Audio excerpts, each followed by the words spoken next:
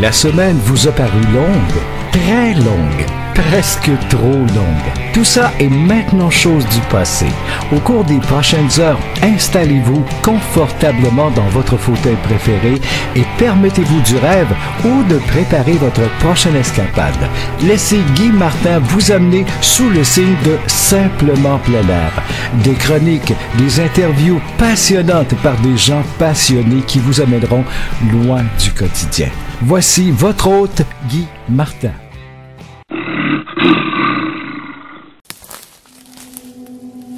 J'aime regarder les gens réussir, peu importe leur passion. Si vous chassez, j'espère que vous prenez l'animal que vous aimez avec ce que vous aimez chasser. Qu'il s'agisse d'un arc, d'un fusil ou d'une carabine. Si vous pêchez, j'espère que vous attrapez le plus gros poisson sur la rivière avec une mouche ou avec un verre. Peu importe votre activité plein air, c'est formidable de voir les gens réussir. Ça me rend heureux. C'est pourquoi nous travaillons si fort chez Simplement plein air. Simplement plein air, c'est pour les amants de plein air. Assoyez-vous confortablement à la Simplement plein air et bonne émission. Simplement plein air.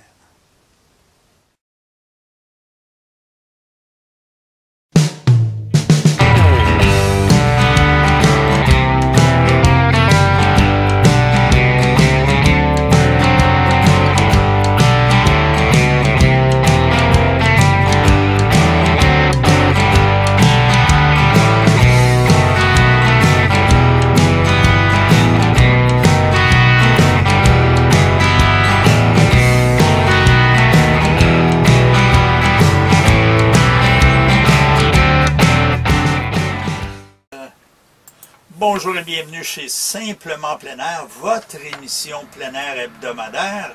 Cette semaine, en entrevue, on a beaucoup de choses à voir, mon cher Guy, cette semaine en entrevue. Écoute, en première heure, on va aller retrouver M. Reynald Hawkins de la Société de sauvetage du Québec. On va voir qu'il va nous parler d'une belle compétition qui a eu lieu tout récemment. En deuxième, on parle entre autres avec Mme Louisa Gagnon. Qui est Mme Louisa Gagnon? Ben, c'est la personne qui est responsable des communications à la Fédération de camping caravaning du Québec. On sait que là, c'est une grosse saison. Pour certains, ça se termine, mais pour d'autres, c'est une autre saison qui va commencer, c'est-à-dire celle, on va commencer à mettre la sellette d'attelage, la roulotte en forme pour aller faire un petit tour dans le sud, la Floride. Ouais. Donc, on va parler de remisage, les fameux snowbirds.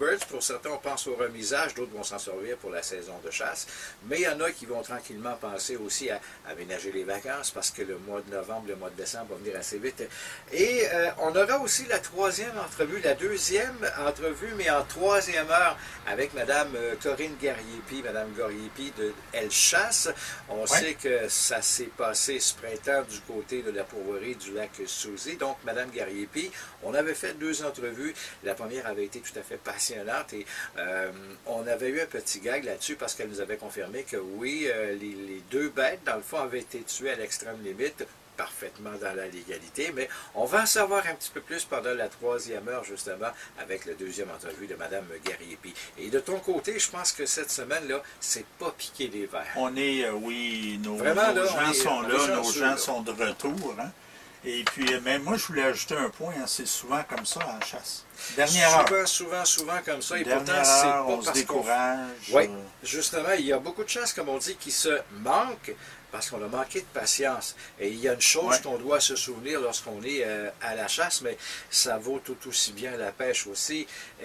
Premièrement, ne jamais vendre la peau de l'ours avant de l'avoir tué, sans vouloir faire de mauvais jeux de mots. Mais oui, des fois, on peut, comme on dit, se tanner, dire, bon, ben moi, j'ai plus rien à faire ici. Là, bon temps de se décourager. Hein. On se décourage beaucoup trop rapidement. Et si tu regardes nos ancêtres, ben, il y avait vraiment le tour de ne pas se décourager. Et lorsqu'on regarde les chasseurs, lorsqu'on regarde les chasseurs qui ont du succès, ben, c'est d'être tenace, c'est de connaître son terrain, mais aussi de faire en sorte d'attendre, parce que le gibier, on a tendance à l'oublier, mais le gibier est roi et maître, c'est lui qui est sur son terrain. Nous, comme chasseurs, on est sur son terrain, on est un peu l'invité. Oui, non, effectivement. Et puis, on va voir ça avec Serge Dapra cette semaine. Exactement. Parce que Serge lui, qui donne un bel exemple, oui, justement. oui, il nous tend la perche, si on veut, là. Il va discuter de la façon dont on devrait se préparer. Mais ça, naturellement, comme il dit lui-même dans son entrevue, écoutez, il y a beaucoup de façons de se préparer à une saison de chasse, mais une qui est vraiment importante, puis ça, on se tue à le répéter, puis on le répète souvent en ondes, il faut être un avec son arme. Si on va au champ de tir, il faut y aller encore plus avant la chasse. C'est l'endroit où qu'on chasse à l'arc, qu'on chasse à la carabine, ou à l'arbalète, justement, parce que là, c'est de plus en plus populaire. Écoutez, le succès va venir avec être un avec l'engin avec lequel on va pratiquer notre chasse. Mais c'est un ça, gros c'est point. important. C'est ça, mais c'est un gros point, ça, si tu me permets, Guy, de connaître son arme, de se connaître soi-même, de pratiquer. Et ça, les personnes qui commencent la chasse, au niveau du cours canadien de sécurité dans le maniement des armes à feu, c'est une chose très importante qui est répétée Absolument. et répétée et répétée aux gens. Il n'y a pas de secret. Vous aurez beau avoir la meilleure arme possible sur le marché. Vous aurez les moyens de vous payer le meilleur télescope sur cette arme-là. Si vous ne la connaissez pas, si elle n'est pas faite pour vous, si elle est trop longue à l'épaule ou si elle est trop courte, si vous ne savez pas comment l'épauler, comment la tenir et que vous ne pratiquez pas votre tir, la stabilité, la précision de votre tir, ça ne vous aura rien donné. Oui, puis en plus, on entend des gens aussi, puis ça, je l'ai entendu, là. La personne va dire, ouais, ben moi, écoute, ça a été ajusté, mon arme, là, j'y touche plus, mais il y a aussi un facteur, c'est que j'ai peur de cette arme-là, fait que je tire juste quand, pas sur une cible, mais sur un animal. On se ferme les yeux en tirant, disons que c'est une bonne indication que le calibre, dans ce temps-là, soit trop gros, un fusil ou une carabine, c'est peut-être là. Si tu n'es pas à l'aise avec un 10, prends peut-être un 12 ou un 16.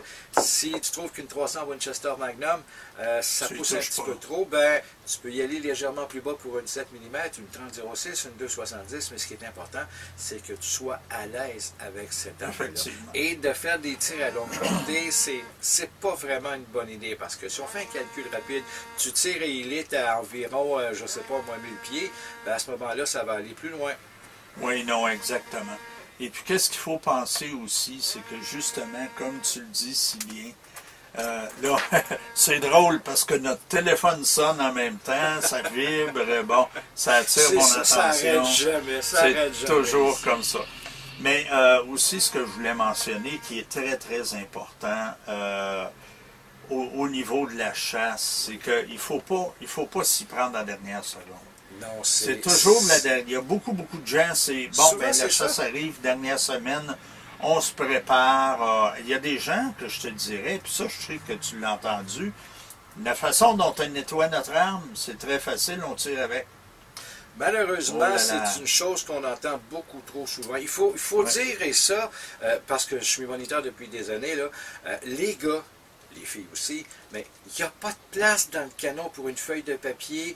Et puis, la balle, une feuille de papier, ça n'a pas d'affaire dans un canon, pas plus la poussière, donc nettoyez-la. De préférence, là, attendez pas le matin de la chasse pour faire ça, parce que vous risquez d'avoir des gros problèmes. Vous savez, le coup du chou-fleur, quand le canon ouvre en avant, pas nécessairement intéressant, mais tu l'as dit, Guy, quand on dit à la dernière minute, et ça me permet de dire que c'est une histoire de gars.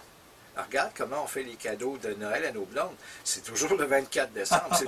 C'est toujours à la dernière limite. C'est un fait. Donc, les filles, vous avez un gros avantage parce que vous le prévoyez à l'avance, tandis que c'est surtout les gars qui se prennent à la dernière minute, que ce soit pour pratiquer le tir, que ce soit pour nettoyer les armes.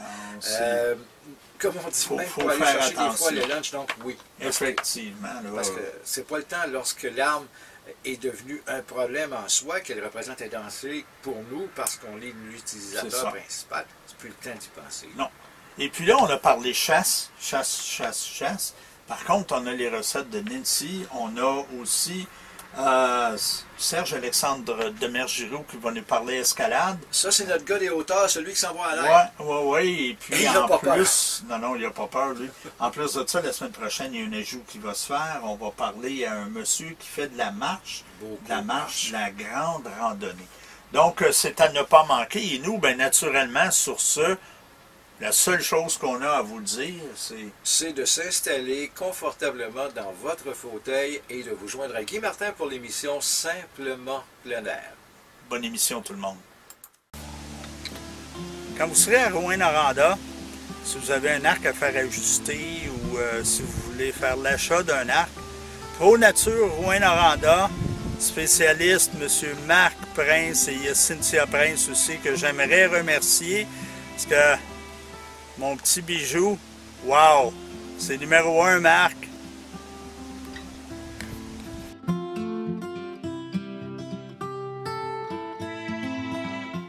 Bonjour chers auditeurs, mon nom est Nancy Pro-Martin pour la chronique Simplement Bouffe. J'espère que vous avez passé une belle semaine. Alors cette semaine, je reste dans la thématique des dernières semaines, comment se nourrir en forêt lors de randonnées ou une période de chasse, ou quand on est en forêt pendant plusieurs jours. Ma recette cette semaine, c'est souper de camp. Quoi de mieux que de retourner au campement et se faire un bon feu et de manger ce qu'on aime. Prévoir sa propre nourriture et la préparer soi-même, surtout sur un feu dehors ou sur un réchaud adapté. Comme c'est réconfortant et délicieux. Lors de notre séjour dans la forêt, on garde notre équipement et nos aliments au camp de base. Un petit truc pour vous éviter d'avoir de la visite d'ours à votre campement, il est préférable de laisser un appât, soit les restes de table, pour les ours à une centaine de mètres de lieu de votre camp. De cette façon, vous n'aurez pas de visite. Voici mes recettes de la semaine pour ceux qui passent plusieurs jours en forêt en laissant le tout au campement de base. Cette recette est à préparer d'avance chez vous. Donc, la préparation, 20 minutes, cuisson, 15 minutes. Préparez vos papiers, crayons, je vous donne les ingrédients. Oignons coupés en rondelles assez minces en quantité suffisante. Poivron vert tranché assez mince en quantité suffisante, poitrine de poulet tranchée en lanières en quantité suffisante. Et pour varier, si vous voulez, vous pouvez utiliser d'autres viandes comme le bœuf, le gibier. C'est à votre goût. Patates coupées en dés en quantité suffisante, carottes coupées en dés en quantité suffisante, base de poulet en quantité suffisante, persil frais ou séché en quantité suffisante, sel et poivre au goût, beurre en quantité suffisante ou huile de tournesol, papier d'aluminium en quantité suffisante d'une grandeur de 8 pouces par 8 pouces plié. Quand j'ai dit quantité suffisante, ça veut dire que c'est le nombre de fois que vous voulez en manger pendant votre période dans le bois. Si vous voulez en faire pour 3 repas, vous en faites pour 3 repas. C'est de cette façon-là. Alors, pour la préparation, dans une poêle à frire, mettre une noix de beurre et laisser fondre. Ajouter les oignons, le poulet et faire rôtir le poulet jusqu'à ce qu'il devienne doré. Ajouter les piments, les carottes, le persil et la base de poulet. Laisser rôtir 5 minutes, retirer du feu et laisser refroidir. Dans une autre casserole à frire, mettre une noix de beurre et ajouter les petites patates et les faire rôtir jusqu'à ce qu'elles deviennent dorées. Retirer du feu et laisser refroidir.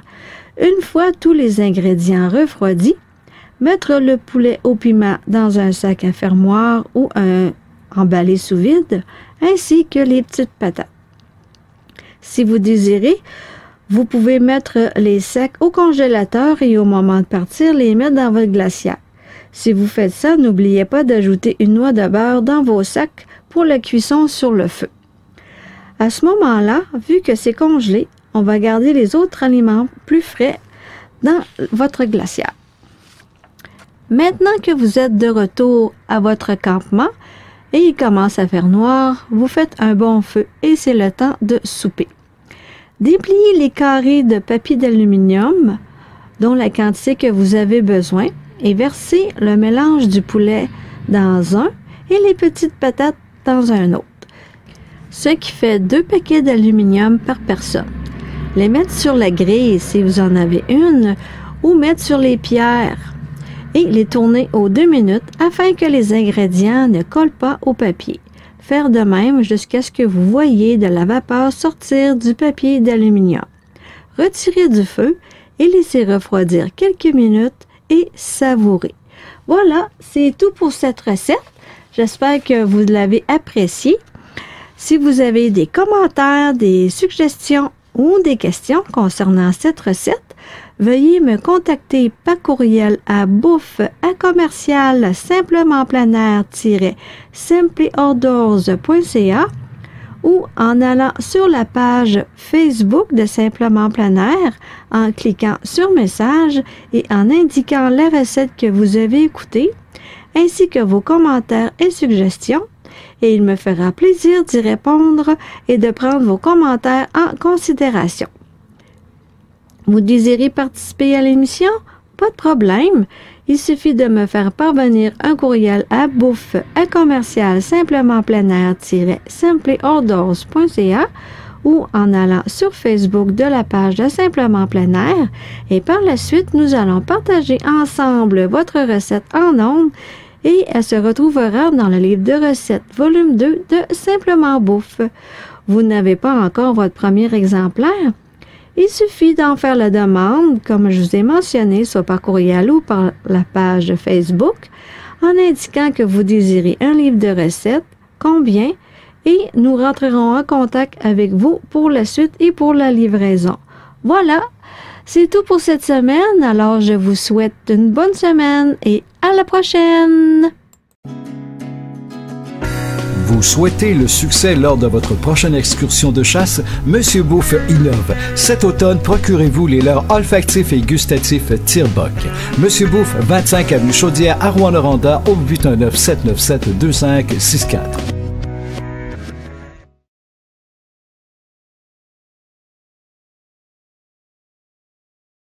Et nous sommes de retour en studio, cette fois avec notre ami M. François Blouin, capitaine et propriétaire d'une embarcation et guide aussi sur le lac Ontario, l'Alaska. Salut François.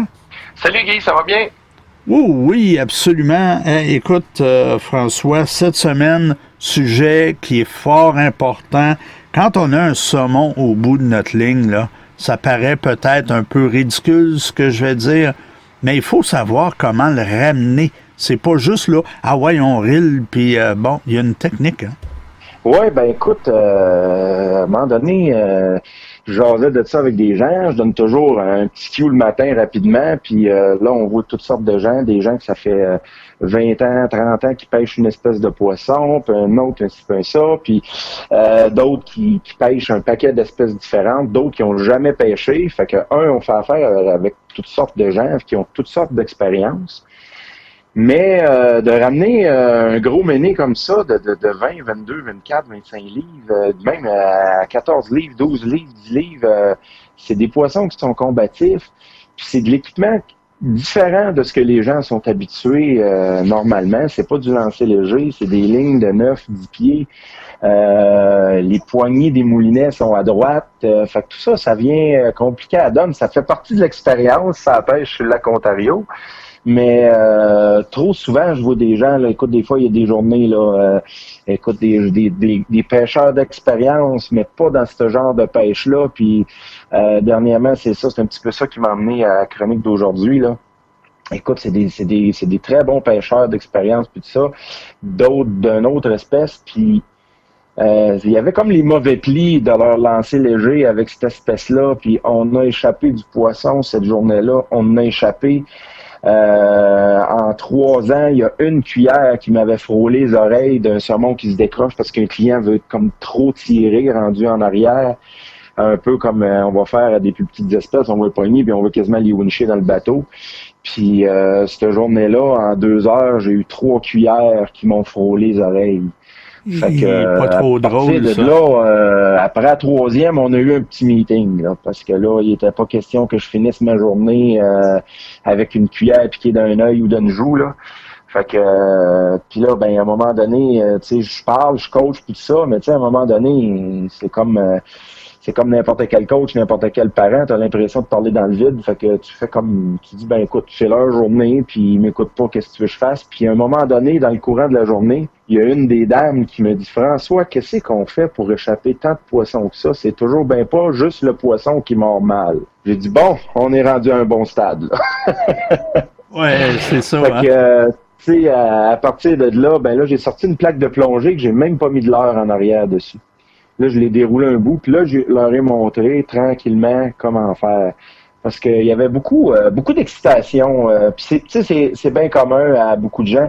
Les gens pognent la ligne, puis là, ils veulent ramener ça comme si c'était une question de vie ou de mort. En fait, il y a comme deux sortes de gens.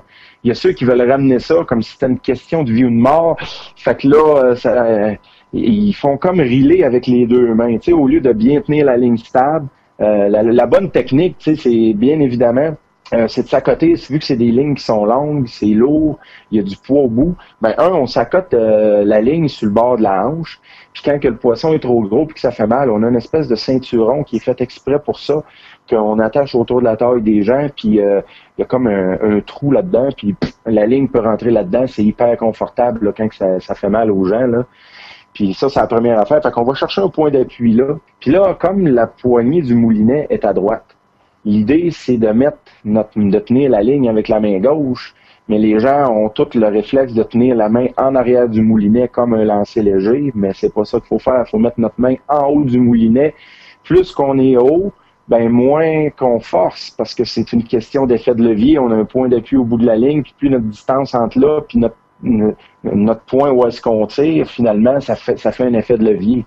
Fait que là, l'idée, ben, tirer doucement, sans donner de coup sec, parce que l'expression que je dis tout le temps aux gens, je dis, si tu tires puis tu donnes un coup sec, je dis, le saumon, il y a une cuillère piquée dans le joue, ça y fait mal. Fait que j'ai dit, si tu tires sec, c'est pareil comme si je te donnais 2-3 bonnes claques à la marboulette, t'aurais le goût de répliquer. Fait que j'ai dit, dans ce temps-là, lui, il réplique. Fait que quand il réplique, ben il donne des gros coups de tête, il va à gauche, comme l'expression que j'utilise, c'est il fait de la fièvre. Ben là, on a plus de chances de le perdre, il donne des coups de tête, il se débat, etc. Fait que l'idée, c'est de le ramener doucement, ben smooth. Comme je dis, un saumon, ça se ramène pas avec les bras, ça se ramène avec la tête. Fait que l'idée, c'est de le ramener ben smooth, sans qu'il ait le goût de donner de coups de tête.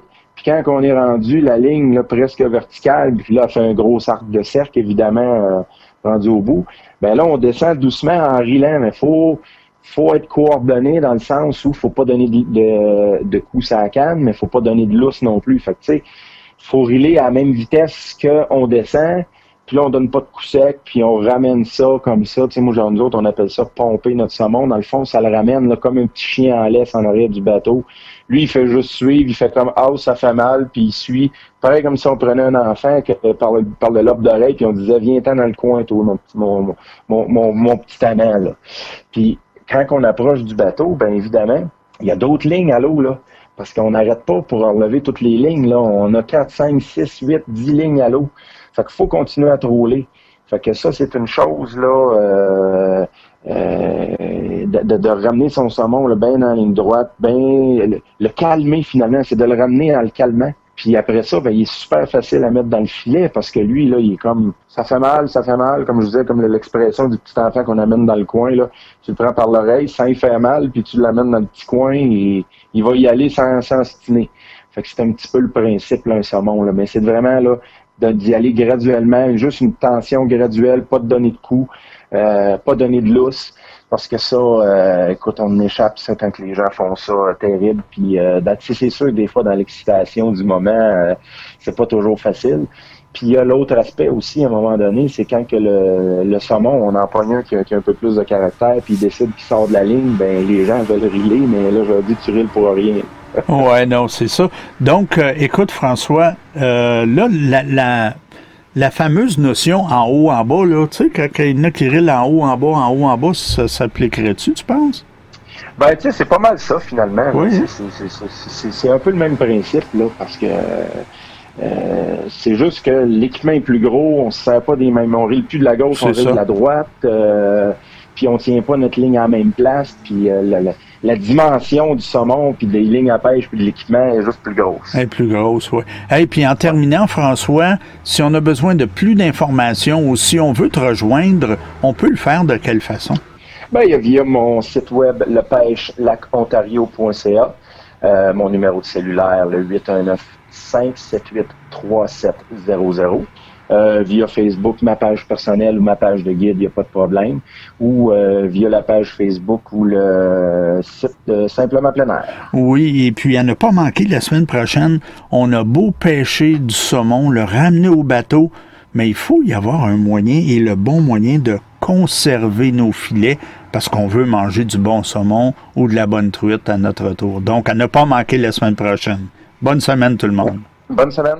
Cette portion de l'émission vous est présentée par Les leaders pour les produits de saline, urine, leurre et autres accessoires, les excellents produits Buck Hunter. Venez visiter notre tout nouveau site au www.buck-hunter.ca. Vous verrez les résultats à utiliser nos produits. Et nous voici de retour en studio, cette fois avec notre ami de la pourvoirie du Lac-Souzy, M. Serge Daprat. Bonne semaine, Serge. Bonne semaine, Guy. Comment ça va? Ça va très bien. Écoute, de ton côté, je crois que ça va être un temps assez occupé qui s'en vient à la pourvoirie. Mais le sujet que tu as choisi aujourd'hui est un sujet qui est fort d'actualité avec la saison qui s'en vient. Bien se préparer à une chasse, le précurseur d'une chasse. On fait quoi?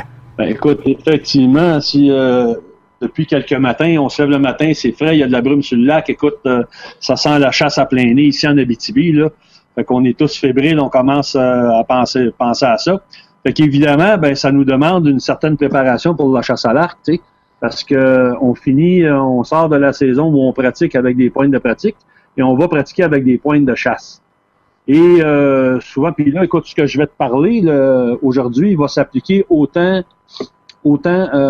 pour les arcs à poulie que pour les arcs traditionnels.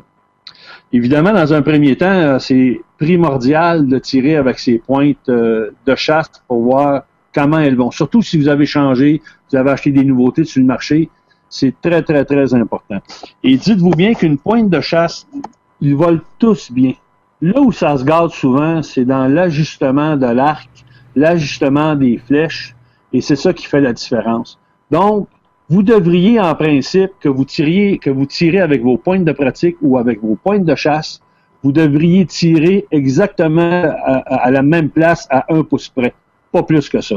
Si ça se fait pas, ben questionnez-vous sur vos ajustements d'arc, la solution se trouve là. Bon, maintenant, je pratique comment? C'est beau de tirer sur un ballot, tu vas tirer à 10 mètres, 15 mètres, 20 mètres, mais moi, je te dirais que la meilleure pratique pour te mettre dans une position où tu vas acquérir de la confiance dans ton tir, c'est de jamais tirer 2 flèches à la même place. Moi, ici à la pourvoirie, j'ai un mini chantier, j'ai des cibles un peu partout, évidemment, j'ai des arbres à travers ça, donc je vais m'amuser à tirer de 2 endroits différents, 2 angles différents, des distances différentes, des cibles différentes pour forcer mon cerveau à enregistrer ces données-là.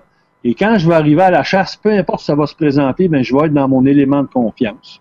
Et c'est ça qui est super important.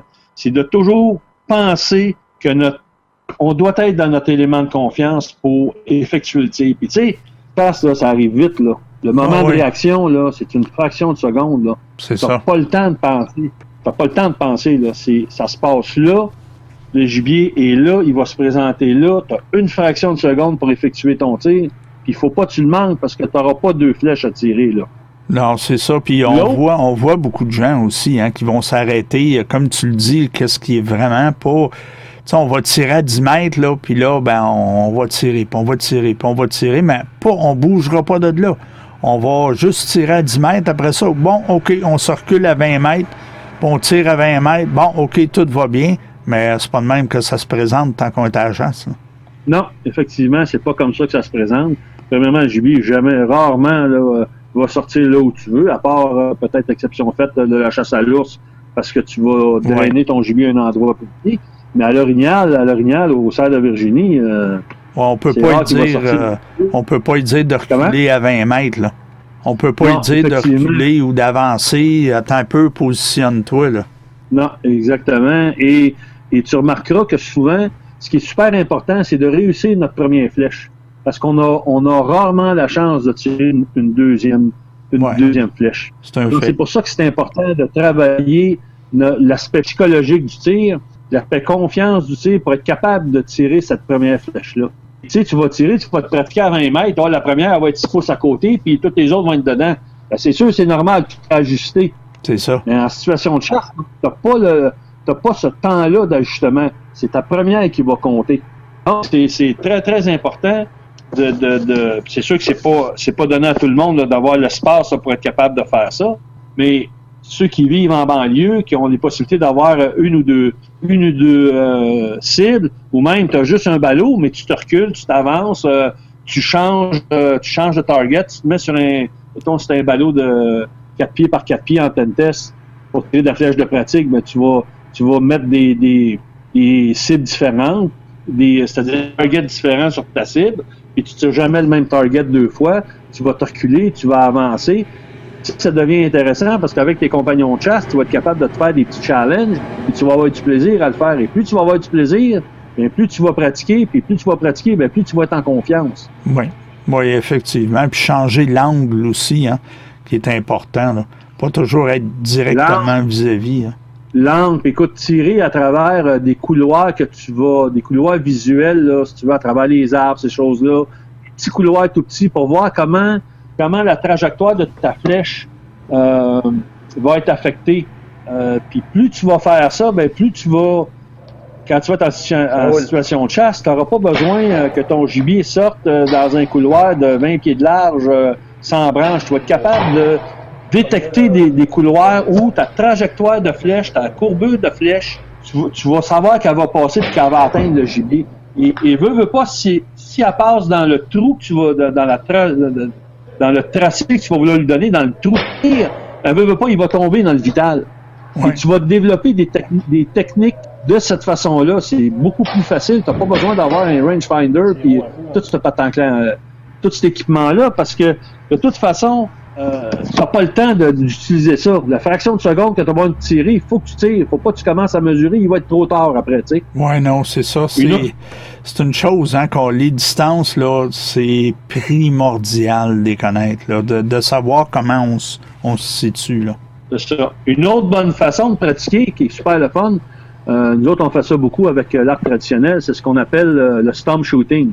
C'est qu'on va se promener en forêt, on va voir des vieilles souches, on va tirer dans les vieilles souches à des distances différentes. Fait qu'on augmente notre challenge, on est en plein bois, c'est super le fun, on profite du beau temps, on profite de la nature, écoute, c'est merveilleux. Ah, je comprends. Puis c'est sûr et certain que, écoute, pratique égale confortabilité, hein, on devient plus un avec notre arc aussi. Moi, avec une nouvelle arc, là, je te dis que toutes les chances que j'ai, je suis dehors en train de pratiquer. On pratique, on tire. Écoute, c'est comme ça qu'on vient à l'aise. Hein? On fait un avec avec l'instrument avec lequel on travaille. Écoute, Serge, oui, puis en terminant, écoute, il se passe quoi à la pourvoirie de ce temps-là? Il y a beaucoup de pêche, hein? Oui, écoute, on tombe dans le dernier stretch de la pêche, la dernière grosse fin de semaine de pêche. Moi, je suis plein ici. Les clients commencent à rentrer là, mercredi, jeudi. Et après ça, ben écoute, on va tomber en mode chasse. La chasse ouvre ici le 16 septembre, là, samedi le 16, je pense. Oui, c'est ça. C'est ça. Le 16 septembre jusqu'au 21 octobre. Fait qu'on tombe en mode chasse. Là. Fait que, évidemment, malheureusement, ben, je vais être un petit peu comme un fantôme durant cette période-là. Mais je vais quand même essayer là, de venir faire une émission ou deux là, si le temps me le permet, là, parce que je vais être pas mal occupé là, à guider des chasseurs à l'orignal, là, puis à gérer mon équipe de guides puis tout ça. Là. Oui, puis c'est normal. Et puis si on veut entrer en contact avec toi pour avoir plus d'informations sur, écoute, tous les conseils que tu nous donnes ou sur la pourvoirie, parce que l'an prochain, la pourvoirie est encore là, on le fait de quelle façon? Ben, les gens peuvent me rejoindre via mon site internet à www.pourvoirielacsusie.com.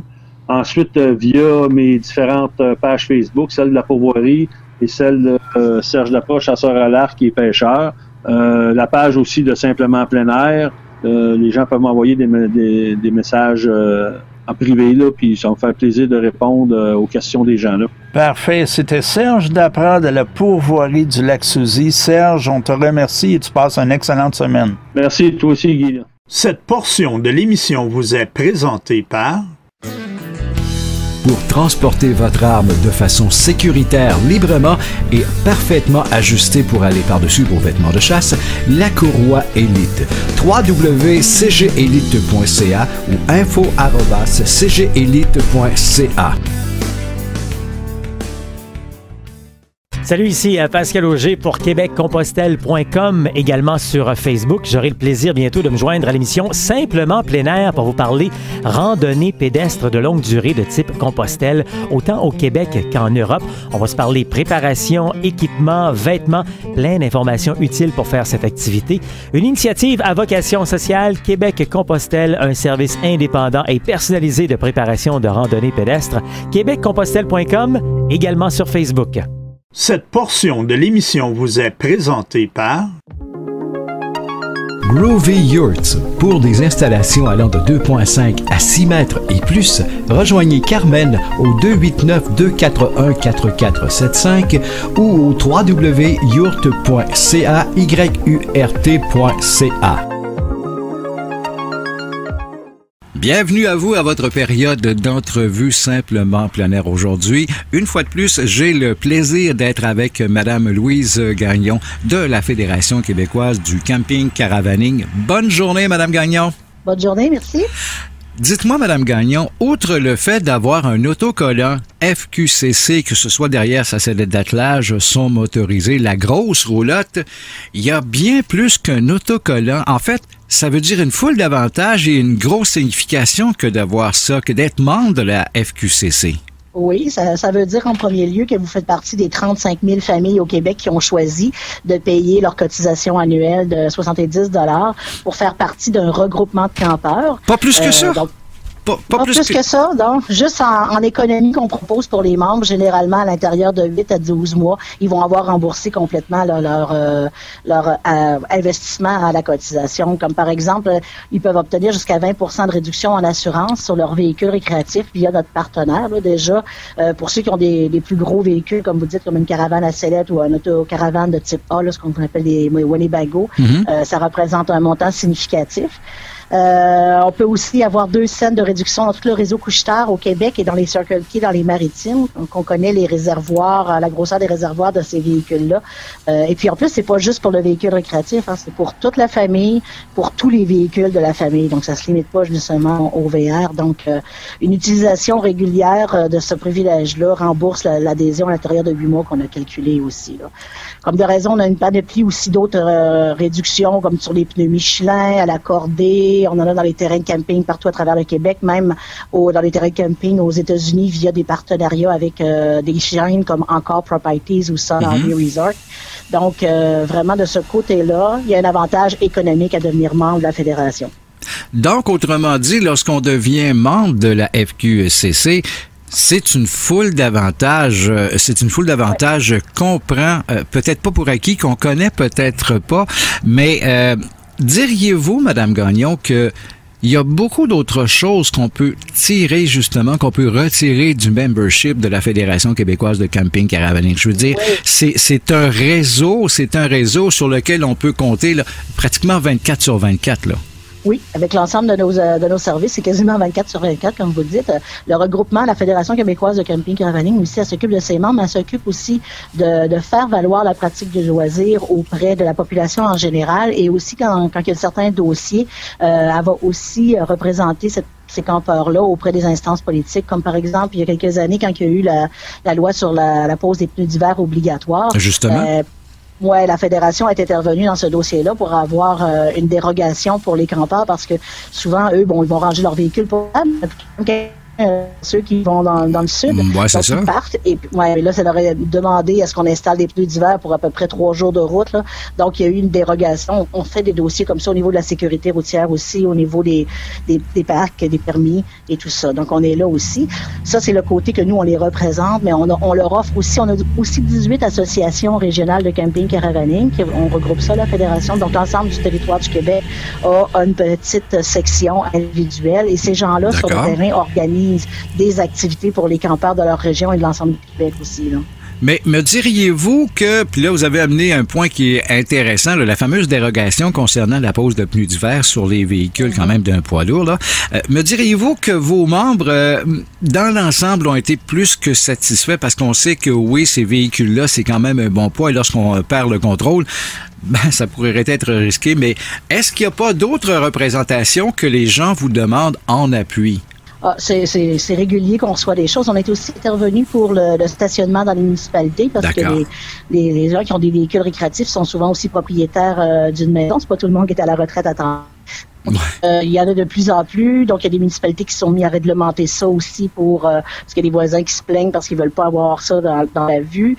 Donc nous, on comprend ce point de vue-là aussi, mais on a essayé de faire des modèles, des exemples pour que ce soit à peu près appliqué de façon uniforme. Là, on a travaillé là-dessus aussi. On a travaillé au moment de la taxation de la loi touristique pour taxer, parce qu'ils voulaient que les terrains de camping perçoivent la taxe de 4%. Oui, la fameuse taxe. Ouais, c'est ça. Donc nous, on a travaillé très fort là-dessus aussi, on a appuyé Camping Québec pour dire, ben non, pour les campeurs, c'est pas comme l'hébergement, comme l'hôtel, tout ça. Puis bon, on a eu gain de cause aussi, là. Donc, on est toujours en train de... Puis ils nous demandent, c'est comme, par exemple, on a plusieurs campeurs qui campent avec des chiens qui nous ont demandé d'intervenir auprès de la CEPAC parce que dans le réseau de la CEPAC, on peut pas apporter son animal domestique. Mais depuis l'année passée, la CEPAC a quand même commencé un projet pilote pour voir comment est-ce qu'ils pourraient pas changer leur réglementation. Fait que nous, on est toujours là aux aguets, là, pour être au devant puis les représenter le plus possible parce que c'est toujours plus fort qu'une représentation individuelle. Là. Mais oui, je pense, parce que vous venez juste de citer en exemple là, l'histoire d'un monsieur, d'une dame, d'une petite famille qui a son animal de compagnie et tu peux pas aller dans un établissement de la CEPAC. Je pense qu'à un moment donné, c'était un petit peu de vouloir être BCBG, un petit peu trop, là. Mais on revient toujours à ça, l'immense apport que vous amenez, parce que je pense que on sous-estime aussi la grande importance de cette activité récréo-touristique au Québec.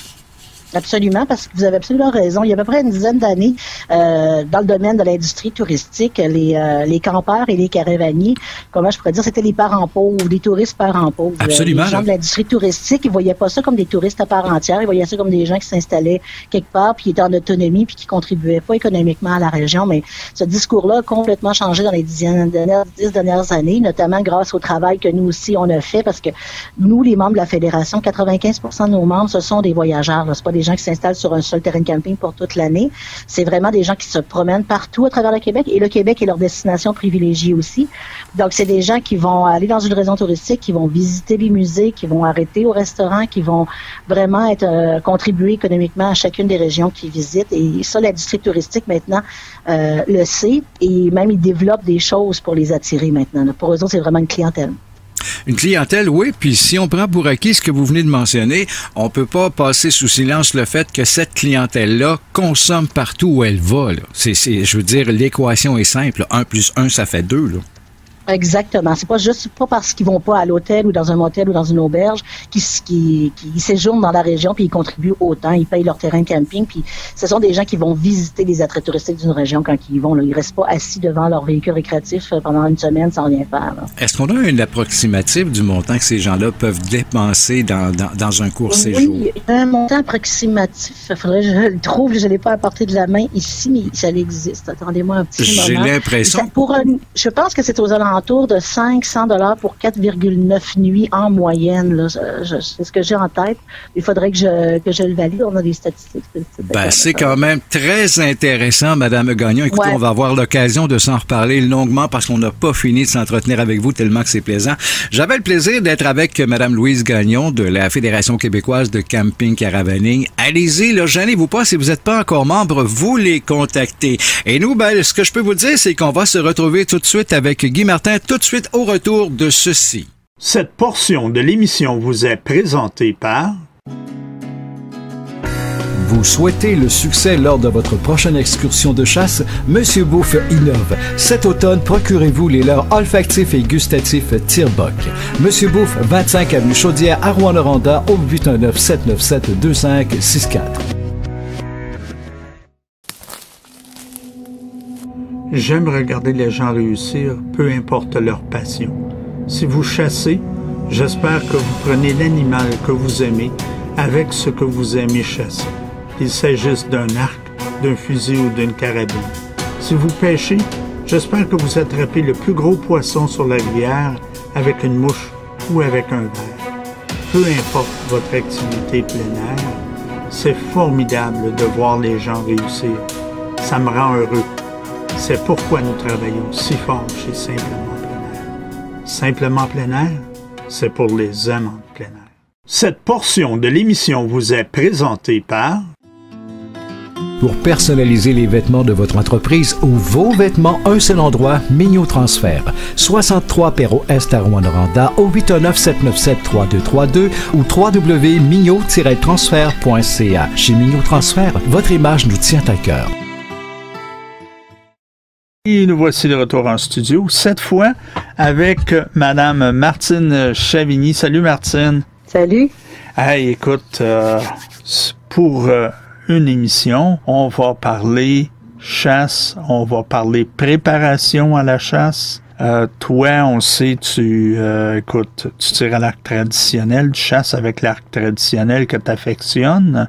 Comment on se prépare à l'arc traditionnel versus l'arc à poulie? Nous autres, c'est sûr que normalement, un arc traditionnel, ça se tourne aussi, là, contrairement à ce que le monde pense. Mais après que c'est fait une fois, c'est fini. Là. Fait que moi, c'est de la pratique. Pratique, parce qu'il faut que je pratique les distances, puis la façon de me positionner, puis oui, c'est la seule manière, là, parce que moi, j'ai pas de mire pour me dire, puis j'étais à 20 mètres, j'étais à 30 mètres. C'est ça, là. Puis toi, naturellement, puis ça, je le dis souvent, moi aussi, même à l'arc à poulie, c'est que les gens vont toujours se placer face à la cible. Moi, je trouve que c'est une erreur parce que finalement, on s'habitue juste d'une façon, on s'habitue pas à tirer en angle et tout, mais j'imagine qu'à l'arc traditionnel, toi aussi, hein, tu te déplaces. Oui, je me déplace, puis on installe des cibles comme un peu partout dans le petit bois en arrière de chez nous. Fait qu'on a toutes sortes d'angles, puis on a des butons, puis toutes sortes de façons différentes de tirer. C'est ça, donc tu vois, c'est un genre de petit parcours que vous vous êtes fait, là. Oui, c'est ça.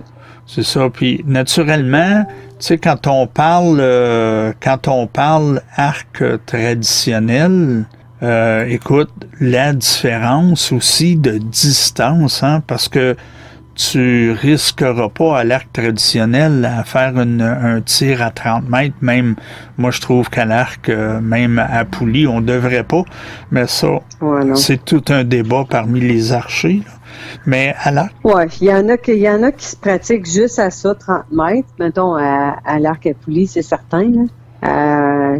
S'ils sont à l'aise là-dedans, tant mieux pour eux autres. Moi, je trouve que c'est loin, là. Même si j'aurais un arc à poulie, je ne tirerais pas à cette distance-là. Mais à l'arc traditionnel, pour moi, là, moi, je tire à 50 pieds max. Puis c'est proche, là, mais c'est ça. Si je suis pas capable de l'avoir en dedans de cette distance-là, je tire pas, c'est tout. Moi, ça me dérange pas de pas tirer. Moi, quand j'ai de l'action, pour moi, là, la chasse est faite pour moi. Là. C'est ça. Ma barre, là. C'est ça.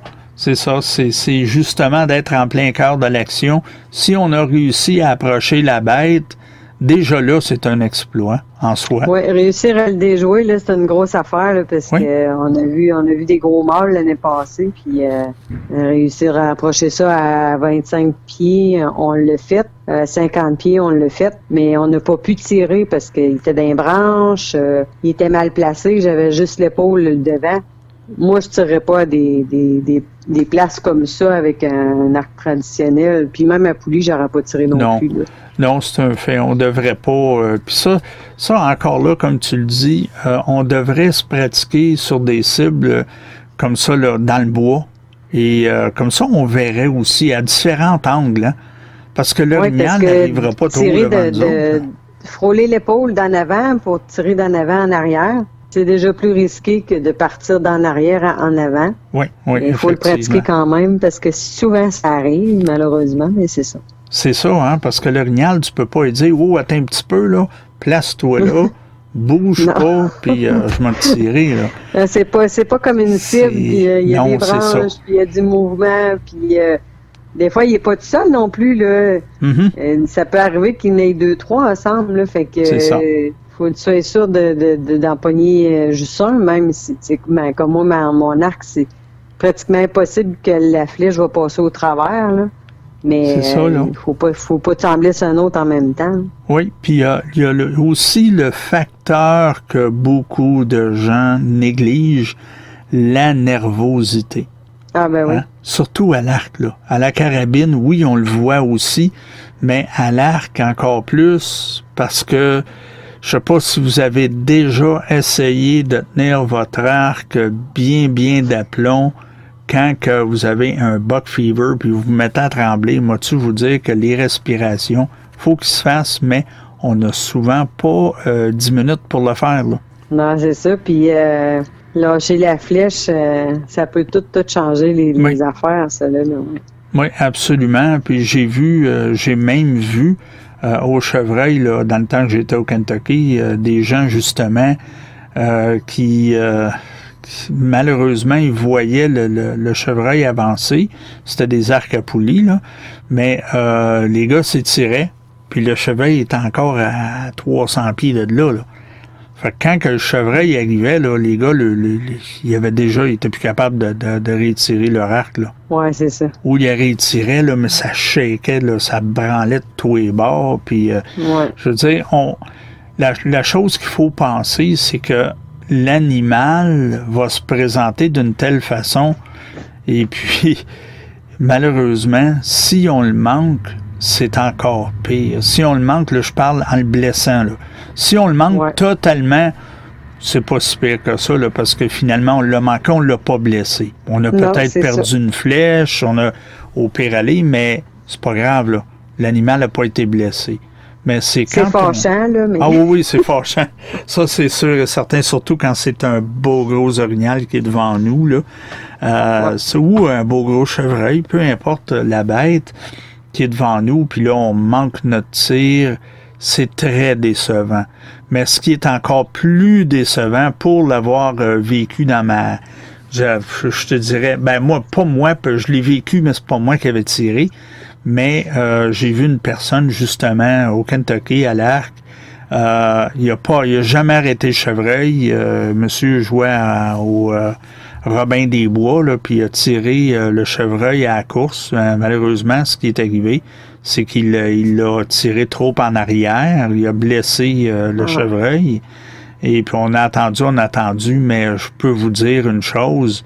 La tristesse qui s'installe, tu sais, parce que tu veux pas voir ça. Ça, c'est une des choses vraiment pas plaisant. Non. Puis ça peut arriver même quand t'es prêt, même quand t'es proche, même quand t'es bien installé. Fait qu'imagine quand que la personne n'est pas sûre de ses affaires. Là. Absolument. Absolument. Des fois, si le stress s'installe trop, moi, ça m'est arrivé avec un ours. Puis il est arrivé, mon gros de 317 livres, justement. Là. Mm-hmm. La première fois qu'il est arrivé, là c'était sûr, j'aurais pas tiré un autre ours après ça, mais il est revenu 2 jours plus tard. Puis la première fois qu'il est sorti, il était quand même assez de bonne heure, il était vers 7h30. Wow. Puis je shakeais tellement là, que j'étais mieux de pas tirer. Même si j'étais à 12 pieds, là, j'étais mieux de pas tirer. Je l'aurais peut-être bien manqué, tu sais, rien que par les nerfs. C'est ça. Fait que j'ai comme attendu, il est parti, là, j'ai dit merde, je vais avoir manqué ma shot, mais il est revenu à peu près vers 9h15. Puis là, j'ai tiré plus tard, mais c'est pas grave. Au moins, là, je m'étais calmé, puis quand j'ai tiré, j'étais vraiment stable. J'étais plus zen, admettons. Oui, c'est ça. Les nerfs étaient passés, puis c'était bien correct. C'est ça. Puis ça, c'est une chose qu'on peut pas contrôler. Tu sais, les gens pensent que, moi, je verrais arriver n'importe quoi devant moi, puis j'ai des nerfs d'acier. Puis quand ça arrive, c'est les pires. Ils ont tellement de misère à respirer, ils sont plus capables d'étirer leur arc. Ça arrive. Ouais. Ça arrive. Ouais. Écoute. Oui, normalement, souvent, je suis assez calme. Les nerfs me pognent après avoir tiré. Regarde, cette fois-là, mon ours, les nerfs m'ont pogné avant. C'est ça. Écoute, Martine, c'est tout le temps qu'on a, mais si on veut te rejoindre pour avoir des conseils, de chasse, ou aussi pour avoir plus d'informations, si on veut t'amener une bête à naturaliser là, pour la taxidermie, on le fait de quelle façon? Il y a toujours sur Messenger, là, par Facebook, ou sur mon cellulaire dans 819-442-2453. Super. On discutait avec Mme Martine Chavigny, taxidermiste, et ne manquez pas la prochaine chronique de Martine. À la semaine prochaine, Martine. Merci, bonne semaine. Cette portion de l'émission vous est présentée par le pub Noranda. Venez essayer notre fameux hamburger l'Abitibien avec sa confiture de bacon maison, nos nombreuses créations de slush alcoolisé et notre terrasse ensoleillée de 11h jusqu'au coucher du soleil. 819-797-6000.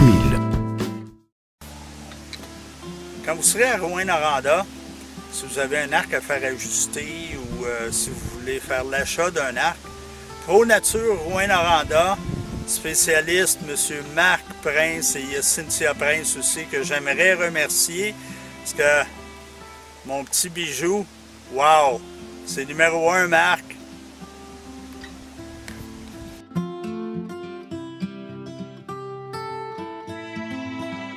Et nous sommes de retour en studio. Cette fois, on parle pêche à la mouche. Et oui, vous avez deviné, Luc Hervé Blouin. Salut Luc. Salut Guy. Hey, pêche à la mouche, hein, de ce temps-là, là, je te dis que c'est vraiment plaisant. Il y a des belles températures. Tu m'as dit que tu as fait une petite sortie en fin de semaine. Ouais, une petite sortie bien relax. On a essayé de se lever très tôt pour prendre un gros brochet. Malheureusement, les gros brochets qui n'ont pas été au rendez-vous. Mais on a pris tout plein de petits. Fait qu'on est bien content, puis on va recommencer. Ben absolument. Et tu voulais nous entretenir d'un sujet qui est assez important, hein, disons-le, la connexion entre notre bas de ligne et notre mouche, ben c'est souvent le nœud. Donc, écoute, je te laisse aller avec ça. OK, cool. Pas juste avec notre mouche, tous les nœuds pour toutes sortes d'applications. Je vais commencer avec un nœud assez classique. Je pense qu'on commence pas mal tout avec ce nœud-là.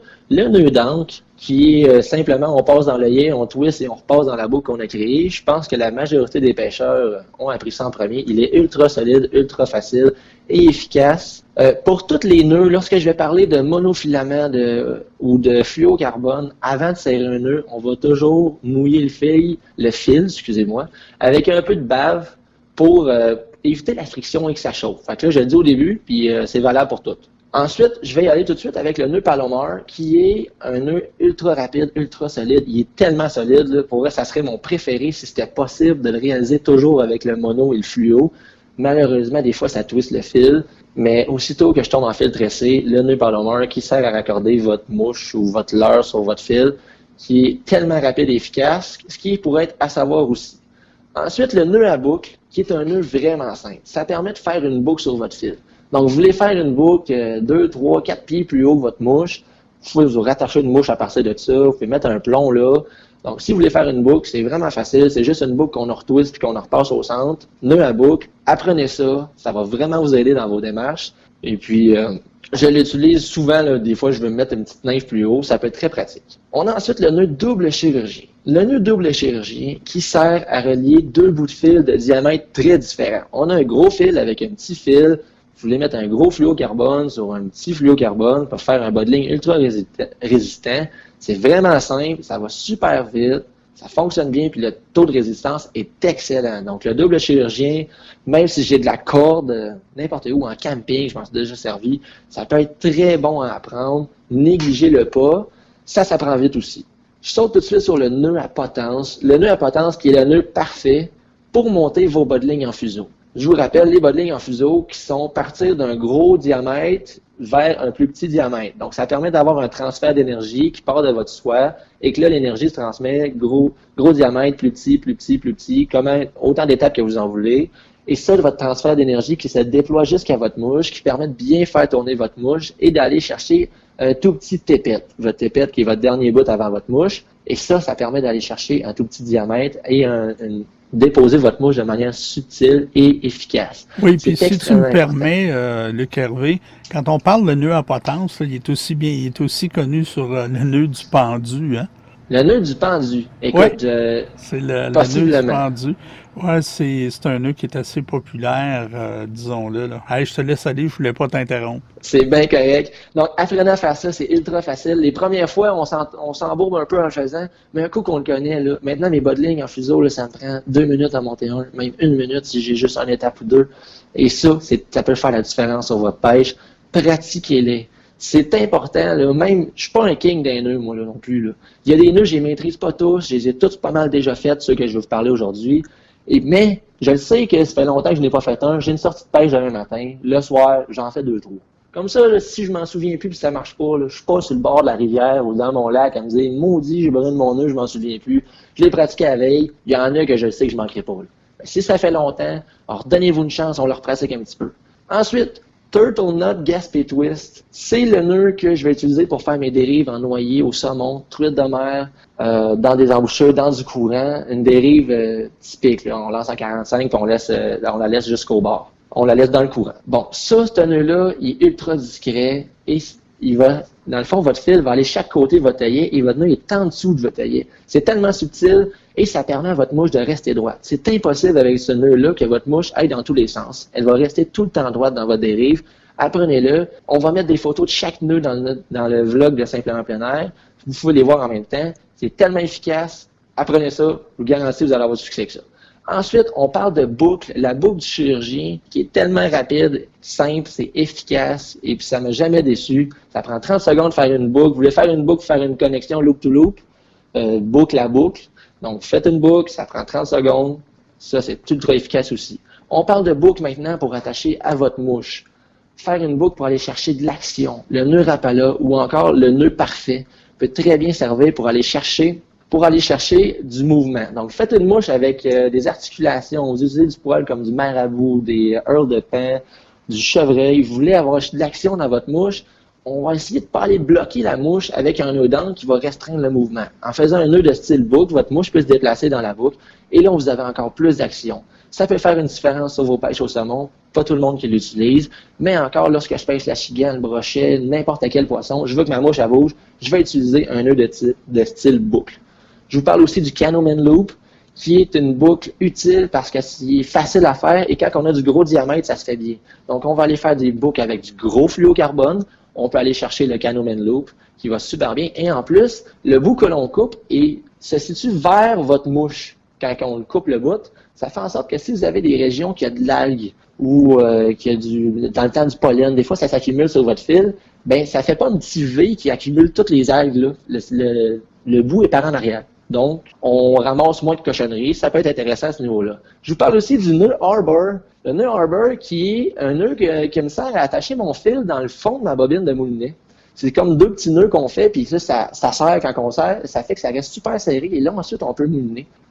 Si vous voulez un super bon vidéo que j'ai trouvé sur Internet récemment, je vous l'avais mis dans mes notes, Félix Goulet, notre ami Félix, qui monte à faire ce nœud-là sur Internet, qui avait fait une chronique pour Sentier Chasse-et-Pêche. Donc, si vous voulez aller voir Félix faire ce nœud-là, c'est super simple, et je pense que c'est vraiment quelque chose qui est à savoir. Ensuite, sérieusement, là, les nœuds, ça fait toute la différence au niveau de votre pêche. Puis vous pouvez passer une mauvaise journée juste à cause des nœuds. Apprenez-les et pratiquez-les. Oui, puis en terminant aussi, il y a deux petites choses.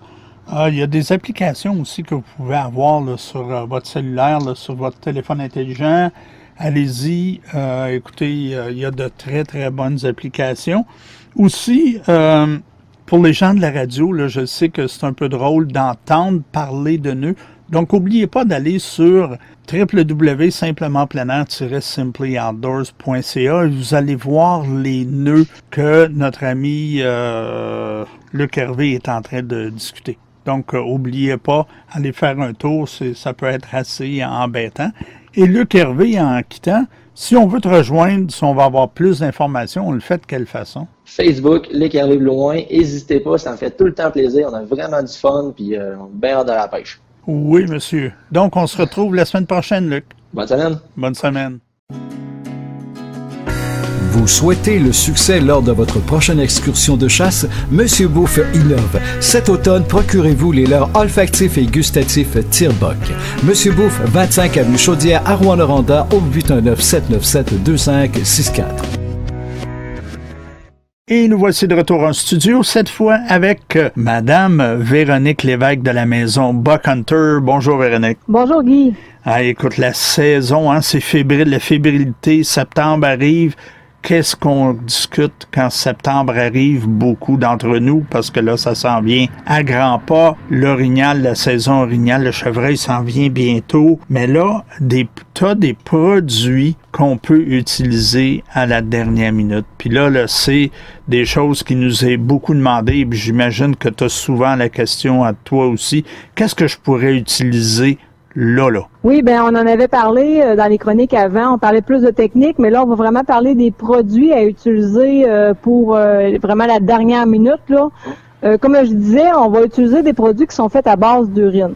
Parce que l'automne, on sait que faut vraiment aller chercher notre gibier rapidement si on a trouvé un nouveau site ou qu'on s'est fait déranger notre site. Donc, je voulais parler de la dernière poudre. La dernière poudre, c'est un produit qu'on a sorti il y a 2 ans.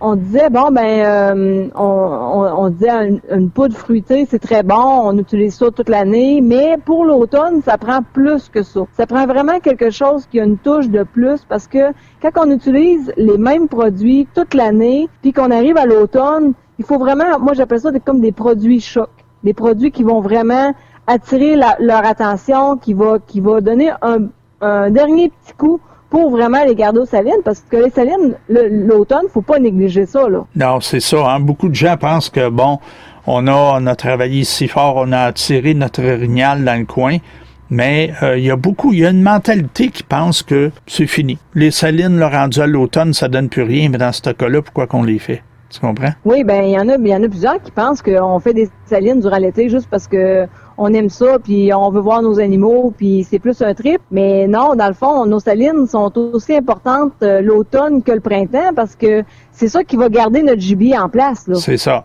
On va le garder dans notre coin. Oui, parce que et puis pour ça, il faut continuer à mettre autant d'emphase qu'on en a mis au printemps, puis il faut continuer à revitaliser nos salines, puis à remettre de l'odeur.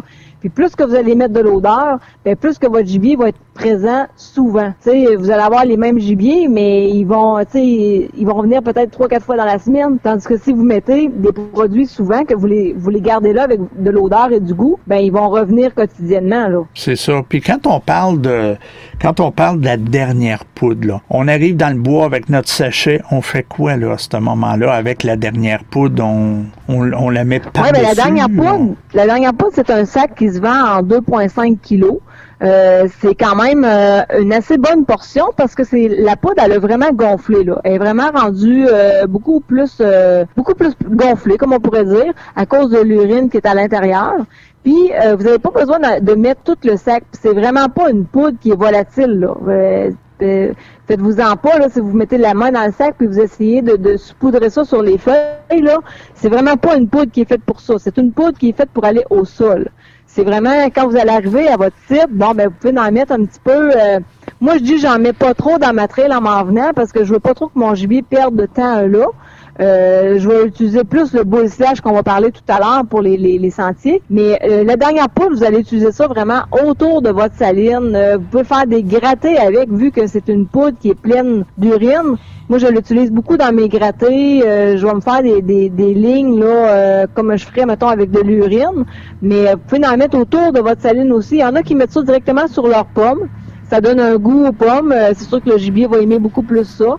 Mais autour, ça fait très bien, là. Vous pouvez mettre ça sur de la terre noire, là, ça va être encore mieux que sur le foin. Mais si vous êtes capable de vous gratter des espaces pour tomber sur la terre puis mettre votre dernière poudre là-dessus, là, c'est quelque chose qui travaille très bien. Puis ce qui est plaisant avec cette poudre-là, c'est que vers 8h30, 9h le matin, quand le soleil va sortir, ça va vraiment faire ressortir l'odeur de l'urine. Des fois, les bocs sont couchés pas tellement loin. Puis là, ils se mettent à sentir ça, l'odeur d'urine, puis par curiosité, ils vont venir voir s'il n'y a pas un autre mâle sur leur territoire.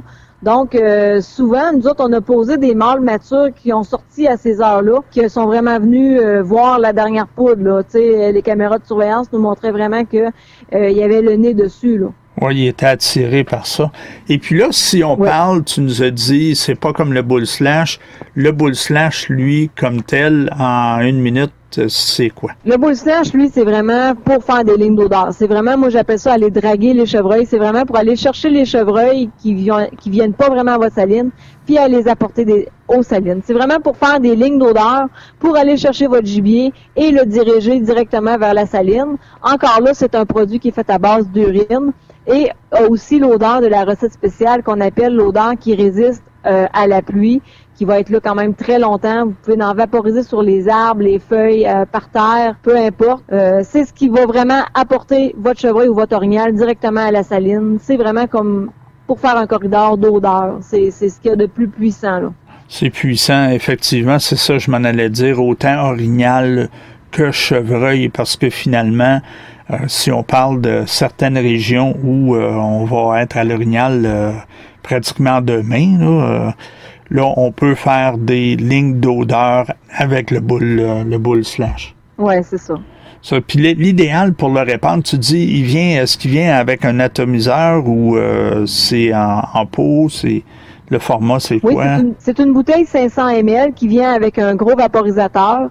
Donc, moi, c'est sûr que je l'utilise beaucoup. Je l'utilise, moi, à partir de la première journée que je vais faire mes salines pour habituer le gibier à sentir ça, pour que l'automne, quand je continue à sprayer ça, que ça soit une odeur rassurante. Puis, tu sais, des fois, tu as des nouveaux gibiers qui passent dans ton secteur.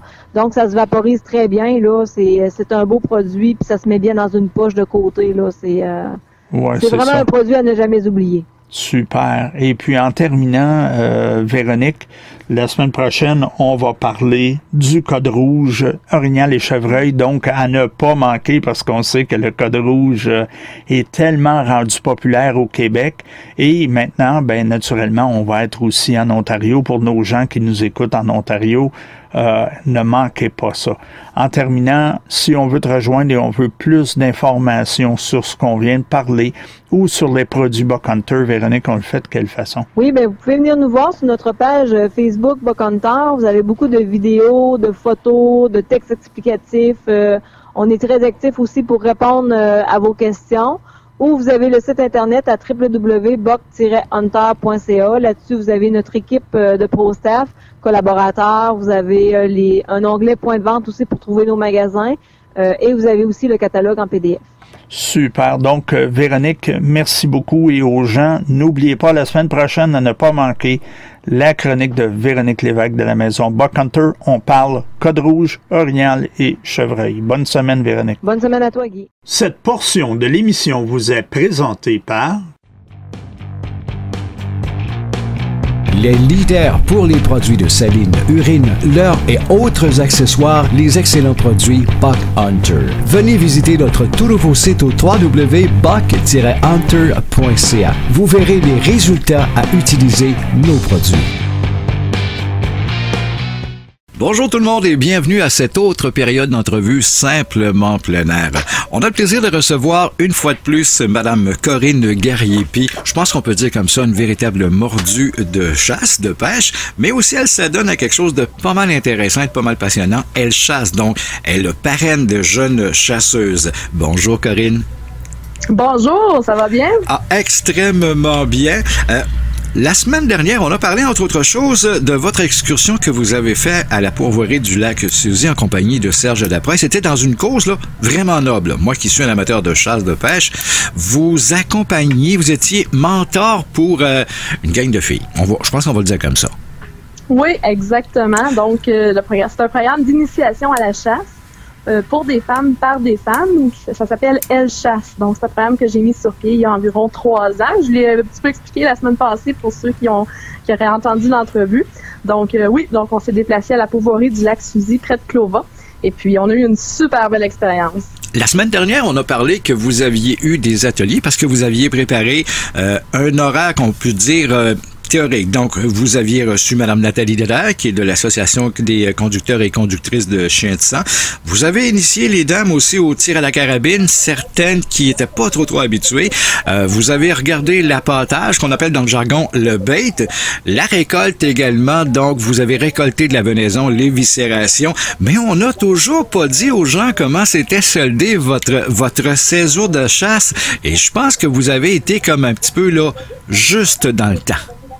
Oui, c'était moins une, effectivement. Donc, on était dans la période de rut au niveau de l'ours noir. Donc, les ours étaient un petit peu moins routiniers à ce moment-là, au moment où nous, on était en forêt pour la chasse. Donc, on avait plus ou moins d'action.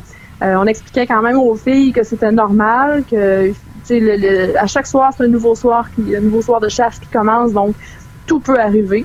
Mais on se cachera pas qu'il y avait une certaine démotivation, mais tout s'est soldé là, par un beau succès de chasse le dernier soir. Fait que oui, il était moins une. Et on a eu 2 belles récoltes. Deux récoltes. Ben, félicitations, les filles.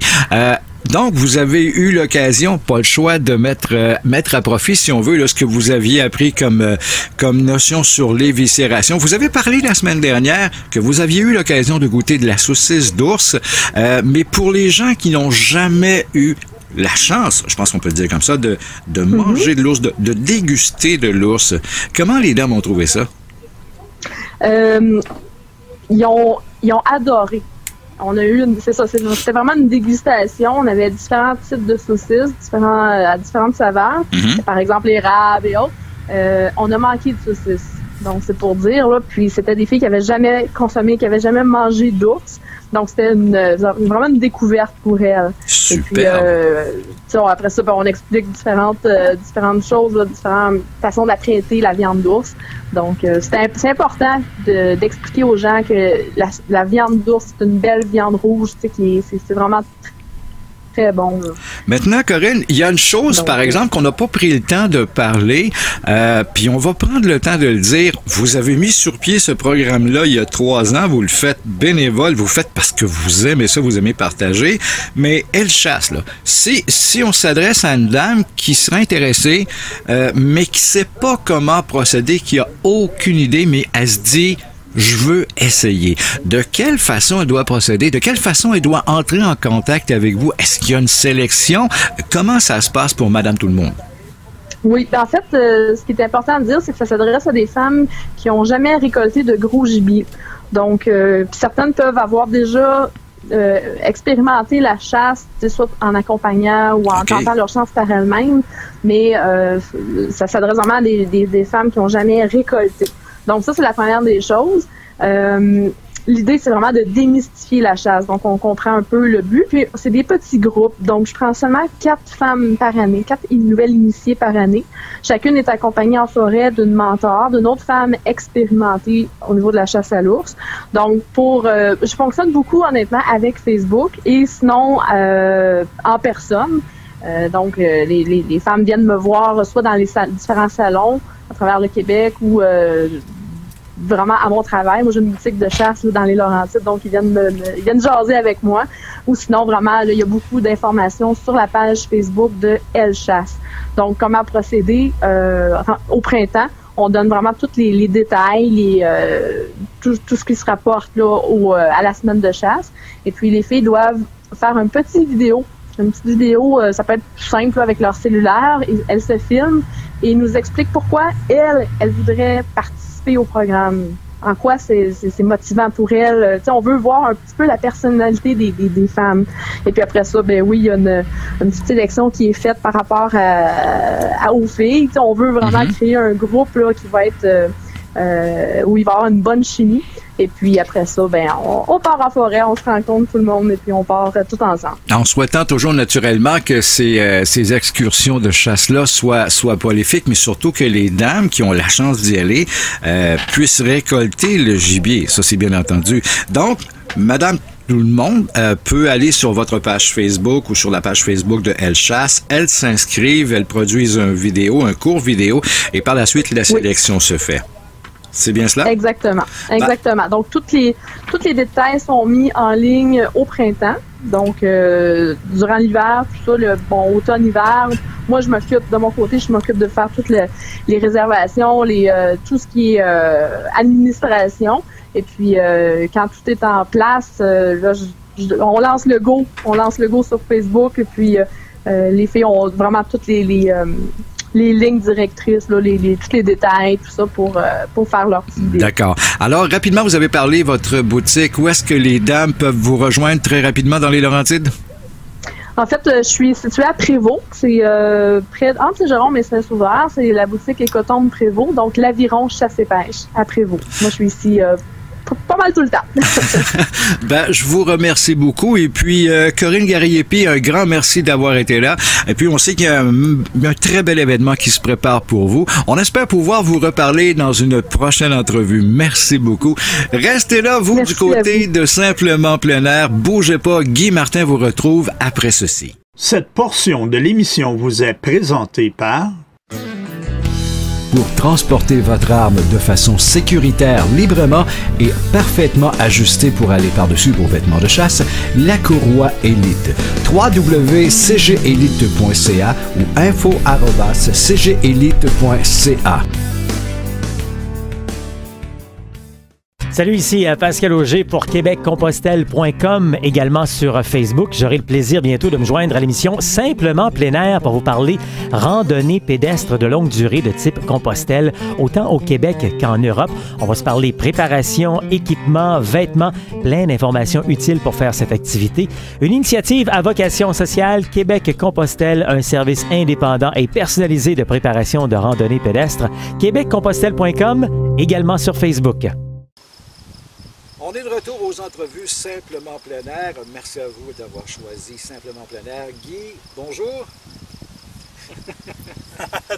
Comme on fait des fous, là, mais on est à l'extérieur. Hein? On est Kojak et Kojak. On a toujours M. le Président de l'Association des chasseurs et pêcheurs de Rouyn-Noranda. Salut. M. Jacques Bisson. Salut Jacques. Et le responsable aussi de cette activité, il faut dire comme ça, très très belle activité, M. Martin Turcotte. Martin, on a parlé dans un premier temps, et Jacques aussi, bon, votre activité de la relève. Jacques, comme tu mentionnais, oui, ça commence à porter fruit. Martin, on a parlé c'est beaucoup de planification. Tu as abordé, mon cher Guy, aussi le membership. Mais il y a encore plus que ça, et on va en parler rapidement aussi, des nombreux services que vous offrez du côté de la CPRN, parce que c'est comme ça qu'on l'appelle dans le milieu. Entre autres, les cours PESCOF, les fameux cours PESCOF, vous en avez quand même pas mal de moniteurs du côté de Rouyn-Noranda. Ça peut dire à peu près là, 7, 8 si j'avais bien calculé. Oui, à peu près, oui. On parle de combien de cours qui sont offerts par la CPRN par année? Ça en fait pas mal, hein? Beaucoup. Je pense qu'il y a le mois de juillet, tu penses, qui arrête d'en donner. Les autres, je pense que c'est quasiment à toutes les fins de semaine. Et là, ben, sauf vous avez... octobre. Sauf octobre. Oui, c'est sûr que tout le monde est parti à la chasse en octobre. Là. Les agents de la fonte qui sont tout simplement pas là.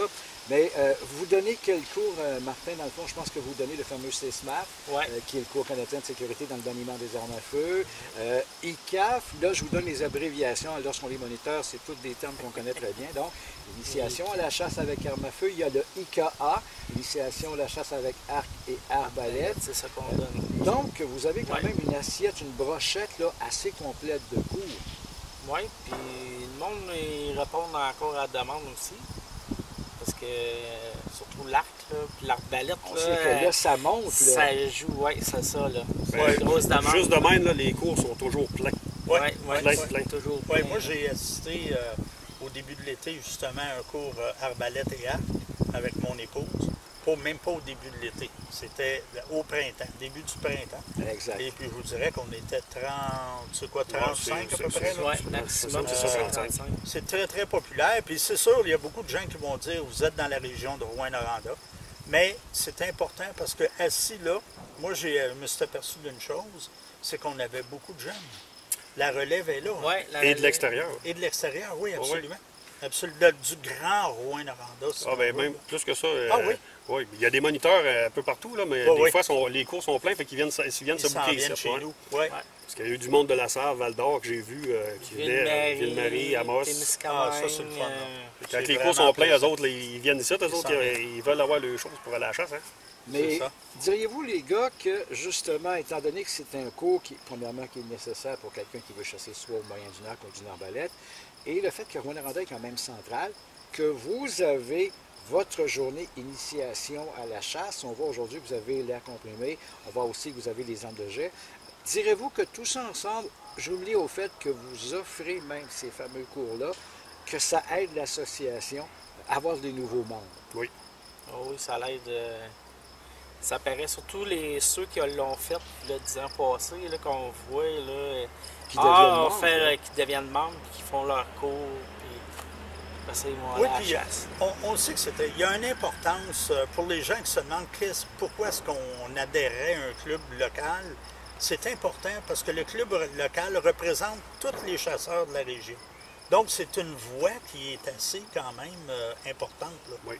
Tu sais, quand on parle avec... on a combien de membres environ ici à Rouyn-Noranda? Ça joue en 2300 à peu près.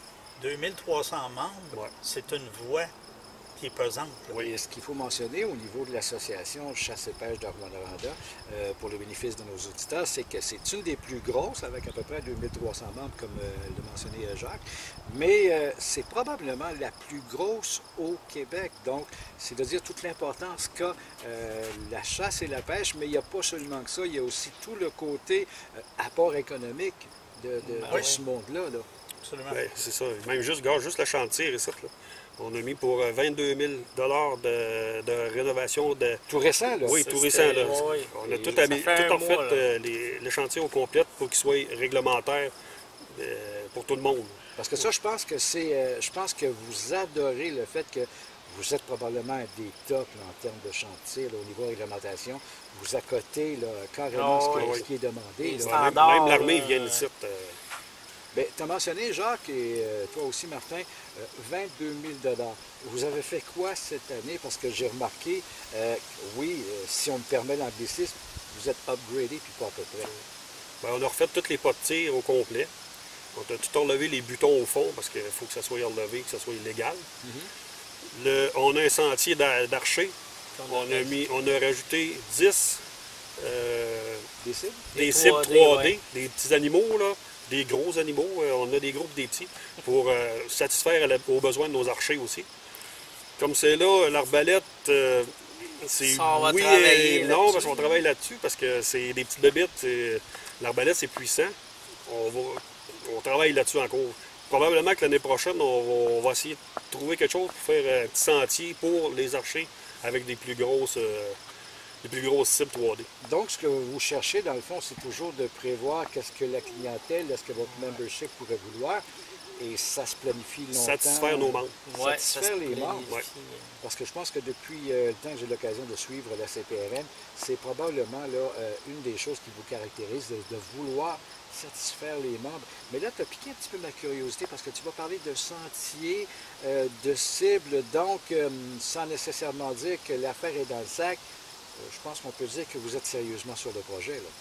C'est fait. C'est fait, oui. Donc, c'est pour l'été 2018 que ça s'en vient. Non, c'est fait. C'est fait.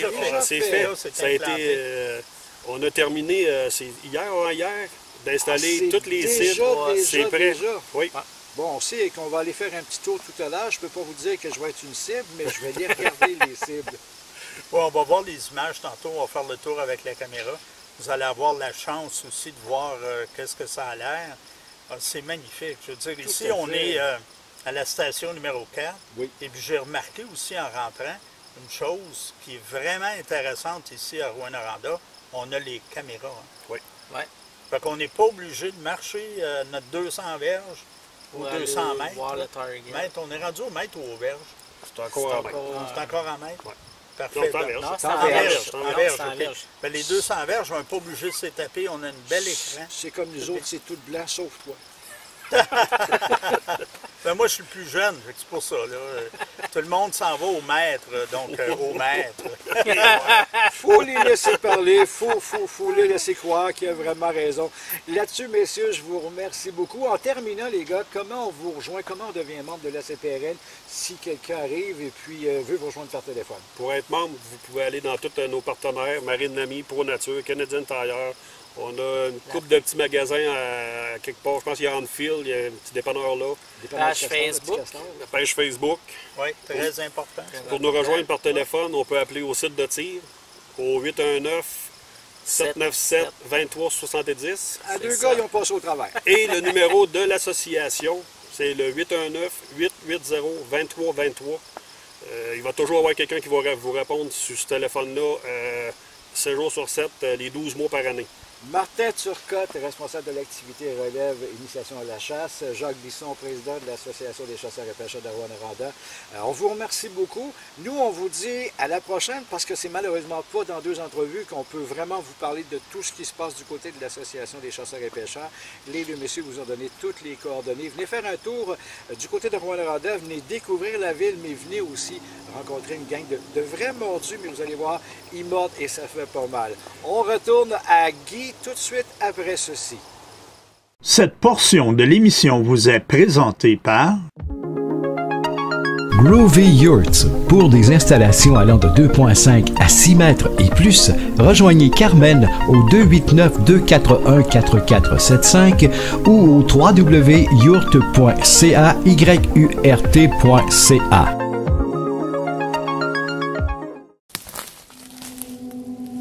J'aime regarder les gens réussir, peu importe leur passion. Si vous chassez, j'espère que vous prenez l'animal que vous aimez avec ce que vous aimez chasser. Qu'il s'agisse d'un arc, d'un fusil ou d'une carabine. Si vous pêchez, j'espère que vous attrapez le plus gros poisson sur la rivière avec une mouche ou avec un verre. Peu importe votre activité plein air, c'est formidable de voir les gens réussir. Ça me rend heureux. C'est pourquoi nous travaillons si fort chez Simplement Plein Air. Simplement Plein Air, c'est pour les amants de plein air. Et nous sommes de retour en studio, cette fois avec notre ami Serge-Alexandre Demers-Giroux. On va parler escalade, naturellement. Salut Serge. Salut Guy, ça va bien? Hey, ça va excessivement bien, mon ami. Les vacances s'en viennent. Ça s'en vient, ça s'en vient. Oui, ça s'en vient. Hey, écoute Serge, il y a un sujet qui te tient à cœur, puis je pense même que tu as fait un blog post, là, un post Facebook, là. Oui, OK, parfait. C'était pas sur The War? C'est pas sur The War. Il y en a-tu sur The War? Je pense pas que j'ai écrit encore sur le lac du Cap sur The War. Je viens de vendre la mèche, à vrai dire. C'est le lac du Cap qu'on va parler aujourd'hui. Oui, absolument. Mais c'est correct, ça. J'arrive de là. J'ai fait une mission pratiquement aller-retour. On a passé 2 jours avec mon frère au lac du Cap. Écoute, puis je voulais faire un peu le topo de cet endroit-là, parce que c'est une place qui me tient à cœur. Comme tu dis, c'est un endroit que j'ai aidé à développer et que j'ai découvert il y a environ 5-6 ans, je pense, là, par Google Earth. On fait des recherches sur Google Earth. On utilise plein d'outils, je te dirais, informatiques pour trouver des nouvelles parois. Absolument. Cette paroi-là avait l'air intéressante, ouais. Puis, tu peux-tu nous situer un peu, Serge-Alexandre, c'est où le lac du Cap? Mais le lac du Cap, essentiellement, c'est dans l'Anaudière, encore une fois. À vrai dire, c'est sur les TNO, mais les territoires non organisés, exactement.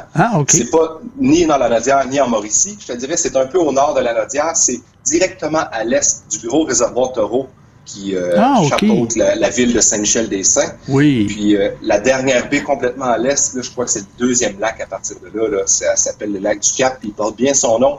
Il y a un cap de roche immense sur les abords de ce lac-là qui fait pratiquement 1,5 km de large. Oh là là! Jusqu'à 120 mètres de haut. C'est immense pour, je te dirais, la topographie du terrain de cette région-là, de la région de la Naudière, puis le nord et l'ouest de la Mauricie. C'est un cap de roche là, qui est incroyablement beau. Il y a de la texture là-dessus, Guy. Là, c'est fissuré. Il y a beaucoup de prises. Il y a des endroits là, qui sont en dalles, des endroits déversants, des dièdres. C'est vraiment diversifié. J'ai parlé la semaine passée, ou il y a 2 semaines, je me souviens plus exactement, du lac Long. Oui. Puis, écoute, je pense que c'est à peu près la même, je te dirais, historique, là, géologique qui a dû se passer, parce que ça me fait vraiment penser, ces 2 endroits-là, à la même roche. Ça ressemble les deux là, vraiment de très près, sauf que le lac du Cap est 3 fois plus haut pratiquement, puis sûrement 2 fois plus large, parce que le lac Long, il y a quand même beaucoup de roches aussi sur la largeur, mais c'est très beau, écoute, là, c'est dans la réserve faunique de la Mastigouche, à vrai dire. OK. Puis quand on parle de hauteur, tu disais hauteur, on parle de combien environ? 120 mètres. 120 mètres, ouh là là! Ouais. J'aurais le temps en masse d'avoir le vertige. Oui, puis l'exposition est incroyable parce que une certaine partie du Cap de Roche tombe directement dans le lac. Oh là là! C'était la difficulté là, d'aller accéder, à vrai dire, la genèse du fait que je suis retourné à cet endroit-là la semaine passée, c'est parce qu'on avait un projet qui était là depuis 3 ans, je pense. Puis, il y a cette partie-là du Cap de Roche qui tombe dans l'eau, c'est en même temps celle qui est la plus haute. Donc, parce que ça part du lac, puis ça s'en va jusqu'en haut de la paroi, ça fait 120 mètres. Donc, c'est celle qui m'avait attiré le plus pour aller faire une ascension là, en ground-up. Ground-up, qu'est-ce que ça veut dire? C'est quand on part du bas, puis qu'on n'a jamais été faire une inspection préalable là, du haut. Donc, c'est vraiment là, l'aventure là, au total. Au total. La totale. Écoute, là, c'est comme si tu t'en allais faire une expédition en montagne, mais là, c'est dans une paroi complètement verticale. Tu sais pas ce qui t'attend. Tu vas-tu avoir des protections? Est-ce qu'il va y avoir de la roche lousse, des blocs qui vont tomber? Est-ce que ça va pouvoir se grimper? Est-ce que ça va être difficile? Est-ce que ça va être trop facile? Puis, qu'est-ce qui est merveilleux avec le lac du Cap, c'est que c'est tout le temps une belle aventure qui est à peu près dans les dans les, je te dirais, des difficultés moyennes. Donc, tu vas avoir des 5-10, si on veut. Là. La difficulté des codes d'escalade, ça va de 5-5 à 5-15. 5-15 étant des athlètes incroyables qui sont capables de faire ça, qui ont à peu près 10-15 sur la planète. Puis 5-5, qui est à peu près n'importe qui peut faire ça. Tant qu'on a une corde attachée, puis on a même des running shoes, on serait capable de dealer avec ça. Donc, ça donne des codes d'environ de 5-10. Wow. Puis, quand on a commencé à regarder ce pan de mur-là, c'était au mois de mai 2014 ou 2015, je me souviens plus exactement, ben peu importe. Donc, on était vers la fin mai, puis on voulait traverser l'eau pour se rendre jusqu'à l'autre côté. Bon, pour faire ça, pour aller joindre le bas de la paroi à l'endroit où on avait défini pour grimper, il y a un ou deux, moi ou mon frère, on avait tiré au hasard celui qui allait nager de l'autre côté. Au mois de mai, écoute, l'eau est frette, là, on s'entend que Saint-Michel-des-Saints. Ça faisait pas longtemps que le lac était calé. Pour nager pour l'autre côté, pour amener une corde puis faire une tyrolienne. Mais la chose qui est arrivée, c'est qu'on avait une corde de 70 mètres et ça faisait exactement 70 mètres. Donc, pas moyen de faire de nœud dans la corde. Ah. On a tout traversé à nage. À bout de bras dans des chaudières. On a fait 5 allers-retours, je pense, cette première fois-là pour aller rejoindre cette voie-là qu'on voulait faire. Donc, tu comprends pourquoi ça a pris autant de temps de revenir à cet endroit-là. On voulait pas se baigner nécessairement toutes les fois qu'on y allait. C'est qu'on avait fait une première tentative, puis on avait réussi à faire les 2 premières longueurs, donc 60 mètres dans la paroi, puis on n'avait pas réussi à finir le reste. C'était difficile, c'était sale. Donc, à ce moment-là, il a fallu redescendre. Non, qu'est-ce qu'on avait fait? On avait redescendu, puis on avait nagé, oui. On avait laissé les choses là en bas de la paroi, on avait redescendu, on avait nagé pour traverser, puis le lendemain, on avait été par le haut de la falaise rechercher notre matériel, puis fixer les cordes pour les remonter ensuite.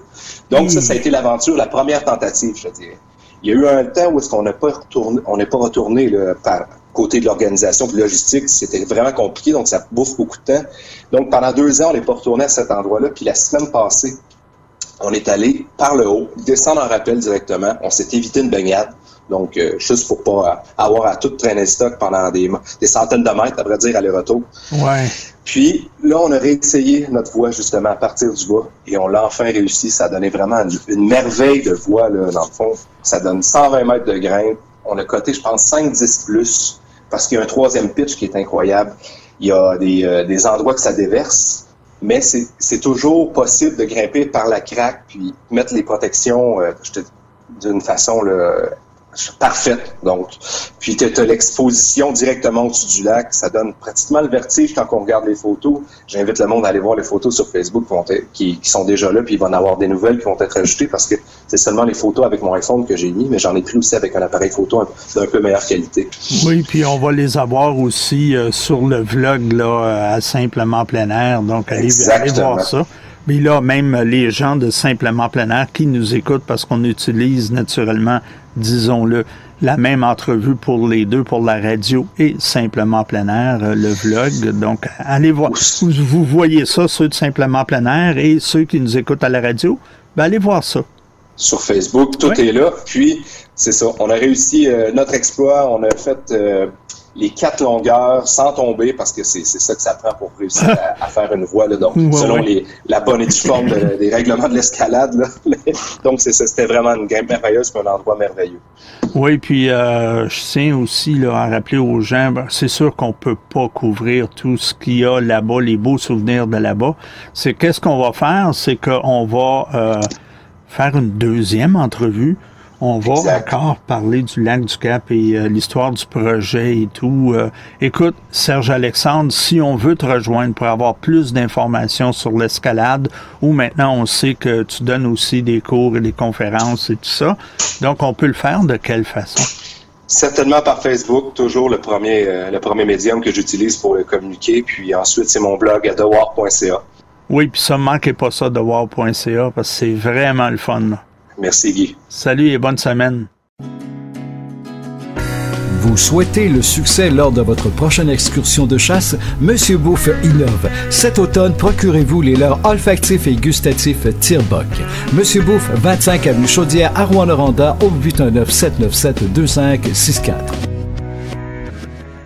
Cette portion de l'émission vous est présentée par Pour personnaliser les vêtements de votre entreprise ou vos vêtements, un seul endroit, Mignot Transfert.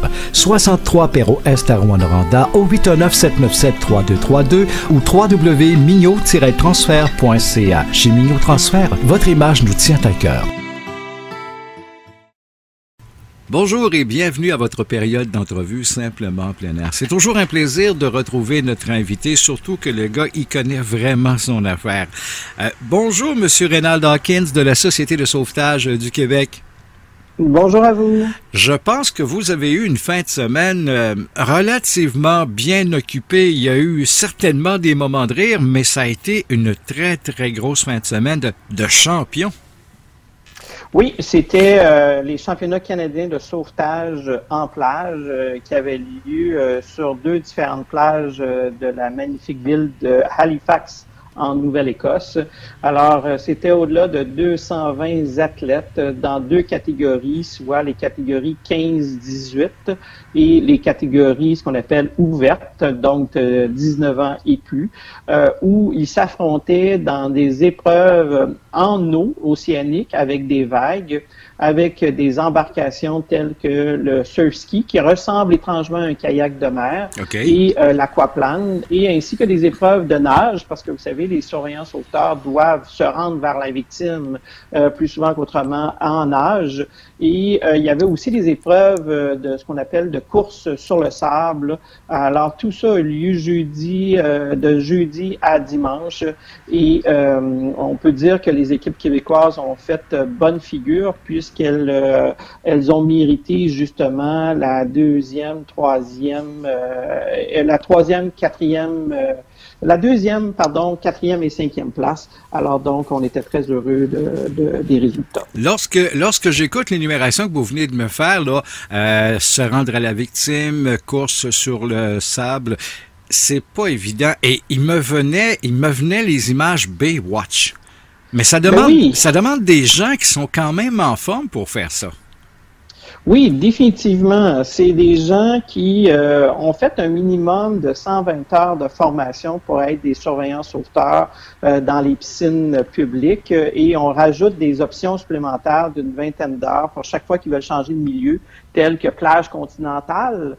Donc ça, c'est les lacs. Plage océanique, on parle d'une autre 20aine d'heures. Même parc aquatique, c'est aussi une autre 20aine d'heures. Donc ça, c'est le minimum. Et nous, pour s'assurer que nos sauveteurs soient bien, toujours en forme, on a mis en place ce réseau-là de sauvetage sportif, qui est un sport qui est reconnu par le Comité international olympique. On n'est pas encore une discipline olympique, mais à tout le moins, on sait que le fait que le surf soit maintenant une discipline olympique, nous, on pense qu'on a peut-être encore de meilleures chances qu'un jour on sera aux Jeux olympiques.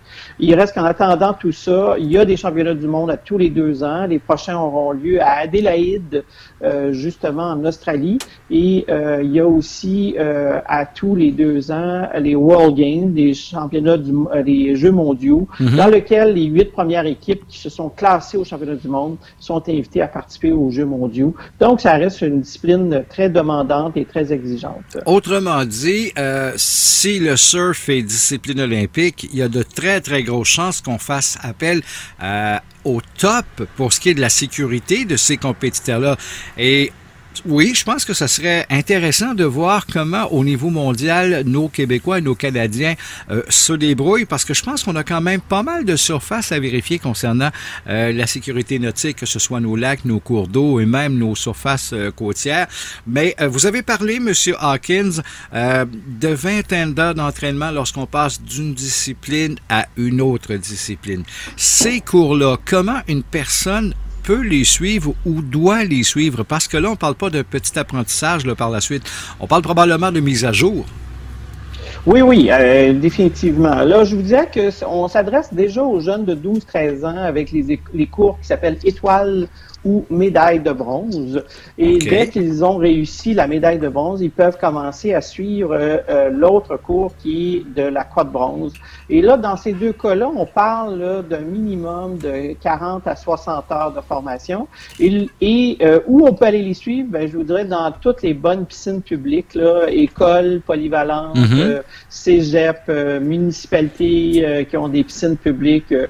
Certaines sont gérées même par des entreprises privées. Il reste que là où il y a un lieu de baignade, plus souvent qu'autrement, vous avez des cours de sauvetage. Et dès l'âge de 16 ans, on les invite à faire leur cours de premier soin général, qui est aussi un week-end, une quinzaine d'heures. Et finalement, on arrive au cours sauveteur national option piscine, qui est le tronc commun de toutes les disciplines que je vous ai mentionnées, qui est obligatoire dans le fond, et ce qui amène les jeunes à faire une formation de 40 heures, où on les met, dans le fond, au défi physique, mais aussi au défi des premiers soins, de réanimation, de sauvetage de d'autres personnes en fonction de chacun de leurs milieux. Et vous avez raison, tout ça demande une mise à jour à tous les 2 ans, ce qui fait que la majorité de nos sauveteurs vont le faire durant leur cheminement académique, leur cégep, leur secondaire 5, leur cégep et leur université, ou encore leur diplôme d'études professionnelles. Puis quand ils ont commencé à trouver leur lieu de travail professionnel, dans le fond, ben là, on les voit moins au renouvellement. Et le sauvetage sportif leur permet de pouvoir rester peut-être plus longtemps au sein de notre structure, parce que l'apogée dans ce sport-là, comparativement à d'autres sports, c'est pas début vingtaine, mais c'est plutôt fin vingtaine, début trentaine, où on trouve les meilleures performances à travers le monde. Autrement dit, la personne a eu le temps d'assimiler toute la théorie, toute la formation, et comme vous venez de le dire, fin vingtaine, jeune début trentaine, ben c'est là vraiment que ça se passe. Et c'est probablement là aussi qu'on voit pointer des formateurs potentiels, si je ne m'abuse. Oui, définitivement. À partir du moment où on décèle chez des gens des qualités pour pouvoir enseigner, on les invite à faire leur formation de moniteur en sauvetage ou éventuellement entraîneur en sauvetage sportif. Et là, on arrive même à l'apogée qui est de devenir des formateurs provinciaux. Et plus souvent qu'autrement, ces gens-là sont attirés par d'autres pays à travers le monde, particulièrement francophones, afin de pouvoir prodiguer leurs connaissances un peu partout sur la planète et de faire en sorte que justement nos sauveteurs soient formés adéquatement selon les normes internationales. Donc, ce qui veut dire, hors de tout doute, et même pas de tout doute raisonnable, mais je pense que les faits sont là, que c'est qu'au Québec, vous avez su mettre en place un programme qui, non seulement forme d'excellents sauveteurs et d'excellentes demoiselles sauveteurs. Est-ce qu'on dit sauveteur ou sauveteuse? Je ne sais pas trop, je m'aventurerai pas là-dessus, je ne veux pas me faire lancer. Je vous dirais que, bon, certains disent sauveteur, d'autres sauveteuses, alors moi aussi, je m'aventurerai pas trop sur la langue française de ce côté-là. On veut vraiment pas ce matin se faire lancer à l'eau sans avoir notre VFI. Ben, je vous remercie beaucoup, monsieur Hawkins, parce que je vous dirais bien qu'on n'a pas fini justement d'en parler de ça. Dans une prochaine entrevue, on va pouvoir aussi commencer à regarder un sujet qui va nous toucher tous les utilisateurs et utilisatrices. Là, je suis certain que je ne me trompe pas au niveau des cours d'eau lorsqu'on va soit à la pêche, mais ce qui s'en vient pour nous, ben, ça va être au niveau de la chasse. Alors, je vous remercie beaucoup, monsieur Hawkins. Nous, de notre côté, on va faire une petite pause, une légère pause, et vous n'aurez rien manqué parce que tout de suite après ceci, on va retourner à Guy Martin et Simplement Plein Air. Cette portion de l'émission vous est présentée par le pub Noranda. Venez essayer notre fameux hamburger l'Abitibien avec sa confiture de bacon maison, nos nombreuses créations de slush alcoolisé et notre terrasse ensoleillée de 11h jusqu'au coucher du soleil. 819-797-6000. Quand vous serez à Rouyn-Noranda, si vous avez un arc à faire ajuster ou si vous voulez faire l'achat d'un arc, Pro Nature Rouyn-Noranda, spécialiste, M. Marc Prince, et il y a Cynthia Prince aussi que j'aimerais remercier parce que mon petit bijou, wow, c'est numéro 1 Marc.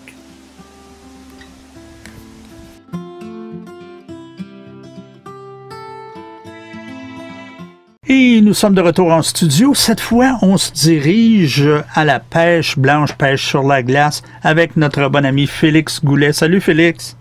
Salut Guy. Ah, la semaine passée, on a fait le bilan de notre saison hivernale. On a parlé de l'importance d'avoir un bon journal avec les dates.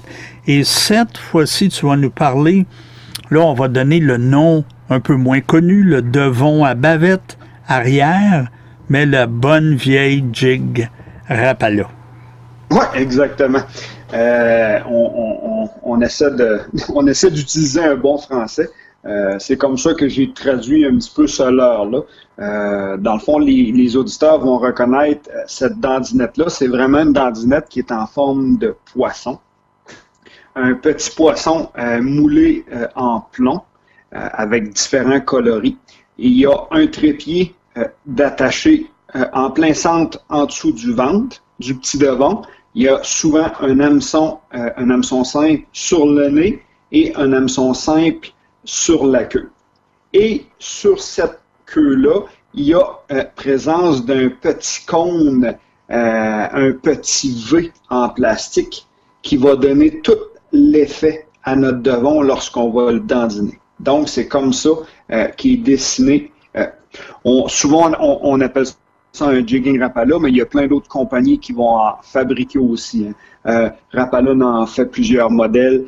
Northland en fait plusieurs modèles. Il y a la compagnie Moonshine. Il y en a encore plein d'autres compagnies.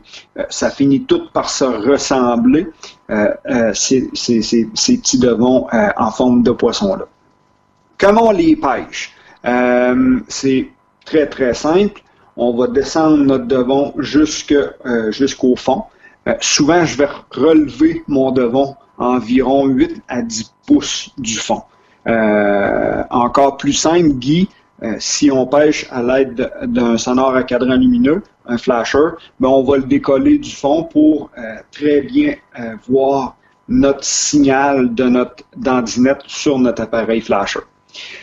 Une fois qu'on est rendu là, le pêcheur se devra d'actionner son leurre avec quand même une bonne vigueur. On va donner un bon coup vers le haut avec le bout de notre canne à pêche, avec notre canne à pêche. Je te dirais d'une bonne vingtaine de pouces, un bon 20-24 pouces de haut. Le but, c'est vraiment de laisser redescendre ce leurre-là parfaitement librement. Ça, c'est très important, Guy. Faut vraiment que notre leurre redescende sans qu'on empêche sa descente. Faut vraiment redescendre très rapidement notre canne pour ressentir le leurre au même niveau que lorsqu'on a commencé notre motion. Fait qu'autrement dit, je place mon sillon, le sillon de ma canne, exemple, à 1 pied au-dessus du trou. Je donne mon action vers le haut de 20-24 pouces, puis immédiatement ou presque immédiatement, je redescends ma canne à 8-10 pouces au-dessus du trou. Comme ça, je suis sûr et certain que mon leurre va redescendre librement. Oui, puis c'est là que la bavette entre en action. Exactement, Guy, tu as tout compris.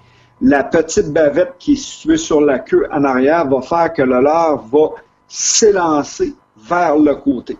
Donc, avec ce leurre-là, le pêcheur va avoir avantage dans le fond, à travailler une circonférence plus grande tout le tour de son trou. Au lieu d'avoir vraiment juste une présentation toujours de bas en haut, on va avoir une présentation de bas en haut, mais en plus avec une certaine latitude tout le tour de notre trou. Donc, ce leurre-là va devenir pratiquement l'imitation d'un petit méné qui essaie de sauver, un petit méné blessé qui essaie de se sauver, puis hop, il se revient à la même place. C'est comme s'il y a quelque chose qui le retient, il revient, il repart, il revient, il repart, il revient. Donc, le poisson qui va être en chasse à proximité, lorsqu'il va voir ça, il va vite s'approcher, puis il va profiter de ce petit méné-là pour le saisir. En effet, puis ça donne directement, là, comme tu le dis, un genre de descente qui est vraiment libre et puis que le méné a l'air à s'être fait attaquer ou de toute façon il est blessé. Puis on voit souvent c'est-tu moi là où on voit souvent des petites perches chaudes, hein, des genres. Oui. Ouais. Oui, exactement. Bon, en vérité, tu sais, mettons, si on prend tous les devons qui existent pour la pêche en eau libre, souvent on va retrouver les mêmes coloris sur les devons de pêche sur glace. Donc, ce leurre-là, souvent, je vais l'utiliser lorsque la pêche est bonne, parce que c'est une action qui est quand même assez rapide. Puis, le pêcheur doit donner, comme je le disais tantôt, une action assez rapide à son leurre. Les journées que le poisson est plus ou moins actif, que les touches se font un petit peu plus rares, ce devon-là ne fonctionnera pas. Mais les journées que les poissons sont vraiment actifs, le pêcheur va avoir beaucoup de plaisir à prendre des poissons sur cette leurre-là parce que lorsque le poisson saisit notre leurre, il fait vraiment avec agressivité. La touche est sans équivoque. La motion générale, je l'ai expliqué tantôt. Souvent, ce que je vais faire, je vais donner vraiment une action rapide vers le haut. Je vais laisser redescendre mon leurre librement. Et souvent, ce que je vais faire, je vais le laisser là, sans mouvement, pendant 3-4 secondes. Le pêcheur qui va pêcher en eau peu profonde, c'est-à-dire, exemple, dans 6, 7, 8 pieds d'eau, ça va être assez comique de voir Guy, notre fil, vraiment avoir une action. Lorsque le leurre redescend, on voit notre corde à pêche cogner sur le côté du trou, puis on la voit revenir au centre du trou lorsque l'action du leurre est bien faite. La pause entre les motions d'endinement est importante. Souvent, c'est à ce moment-là que le poisson va saisir notre leurre. Lorsqu'on pêche avec un appareil flasher, ce qui est bien, c'est que lorsqu'on voit arriver un poisson à proximité de notre leurre, souvent ce que je vais faire sautiller rapidement mon leurre sur place en montant tranquillement, pas vite, ma canne à pêche. Donc le poisson, dans sa tête, va se dire « Oh, il se prépare à sauver, il s'en va tranquillement, pas vite ». Souvent, le poisson va déclencher son attaque à ce moment-là parce qu'il a peur de perdre son repas potentiel. Oui, puis c'est là qu'on voit effectivement, en redescendant notre leurre, souvent c'est là que c'est pris, donc il faut être vraiment attentif à ce qu'on fait. Oui, puis avec un leurre comme ça, Guy, faut être assez vite sur la gâchette. Oui, effectivement. Ce que je veux dire par là, c'est à la seconde qu'on sent un petit coup, à la seconde qu'on sent accroché, on fait. Le poisson, lorsqu'il va saisir un leurre comme ça, le leurre est dur, il va s'en rendre compte tout de suite. Donc, c'est ça, on fait immédiatement. Oui. Et en terminant, Félix, si on veut avoir plus d'informations, si on veut, même réserver tes services, on le fait de quelle façon? Les gens souvent me contactent par Facebook.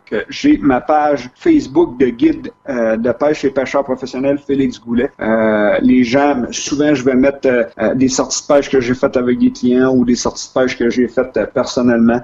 Souvent, je vais placer des capsules vidéo que je fais. Dans le fond, ma page est quand même assez occupée, donc souvent les gens vont rentrer en contact avec moi via Facebook, puis ça va me faire plaisir que ce soit de répondre à leurs questions ou de répondre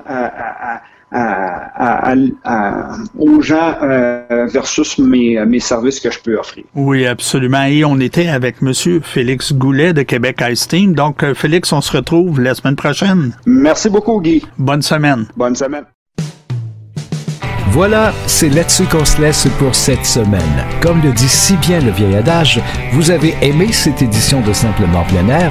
Eh bien, dites-le à d'autres, qu'ils le disent à d'autres et qu'ils le disent à d'autres.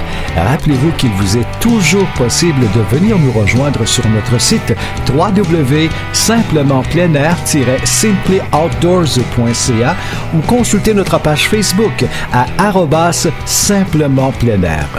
Bonne semaine et à la semaine prochaine.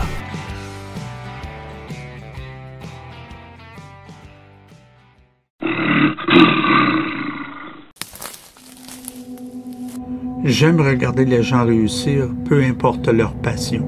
Si vous chassez, j'espère que vous prenez l'animal que vous aimez avec ce que vous aimez chasser. Qu'il s'agisse d'un arc, d'un fusil ou d'une carabine. Si vous pêchez, j'espère que vous attrapez le plus gros poisson sur la rivière avec une mouche ou avec un verre. Peu importe votre activité plein air, c'est formidable de voir les gens réussir. Ça me rend heureux.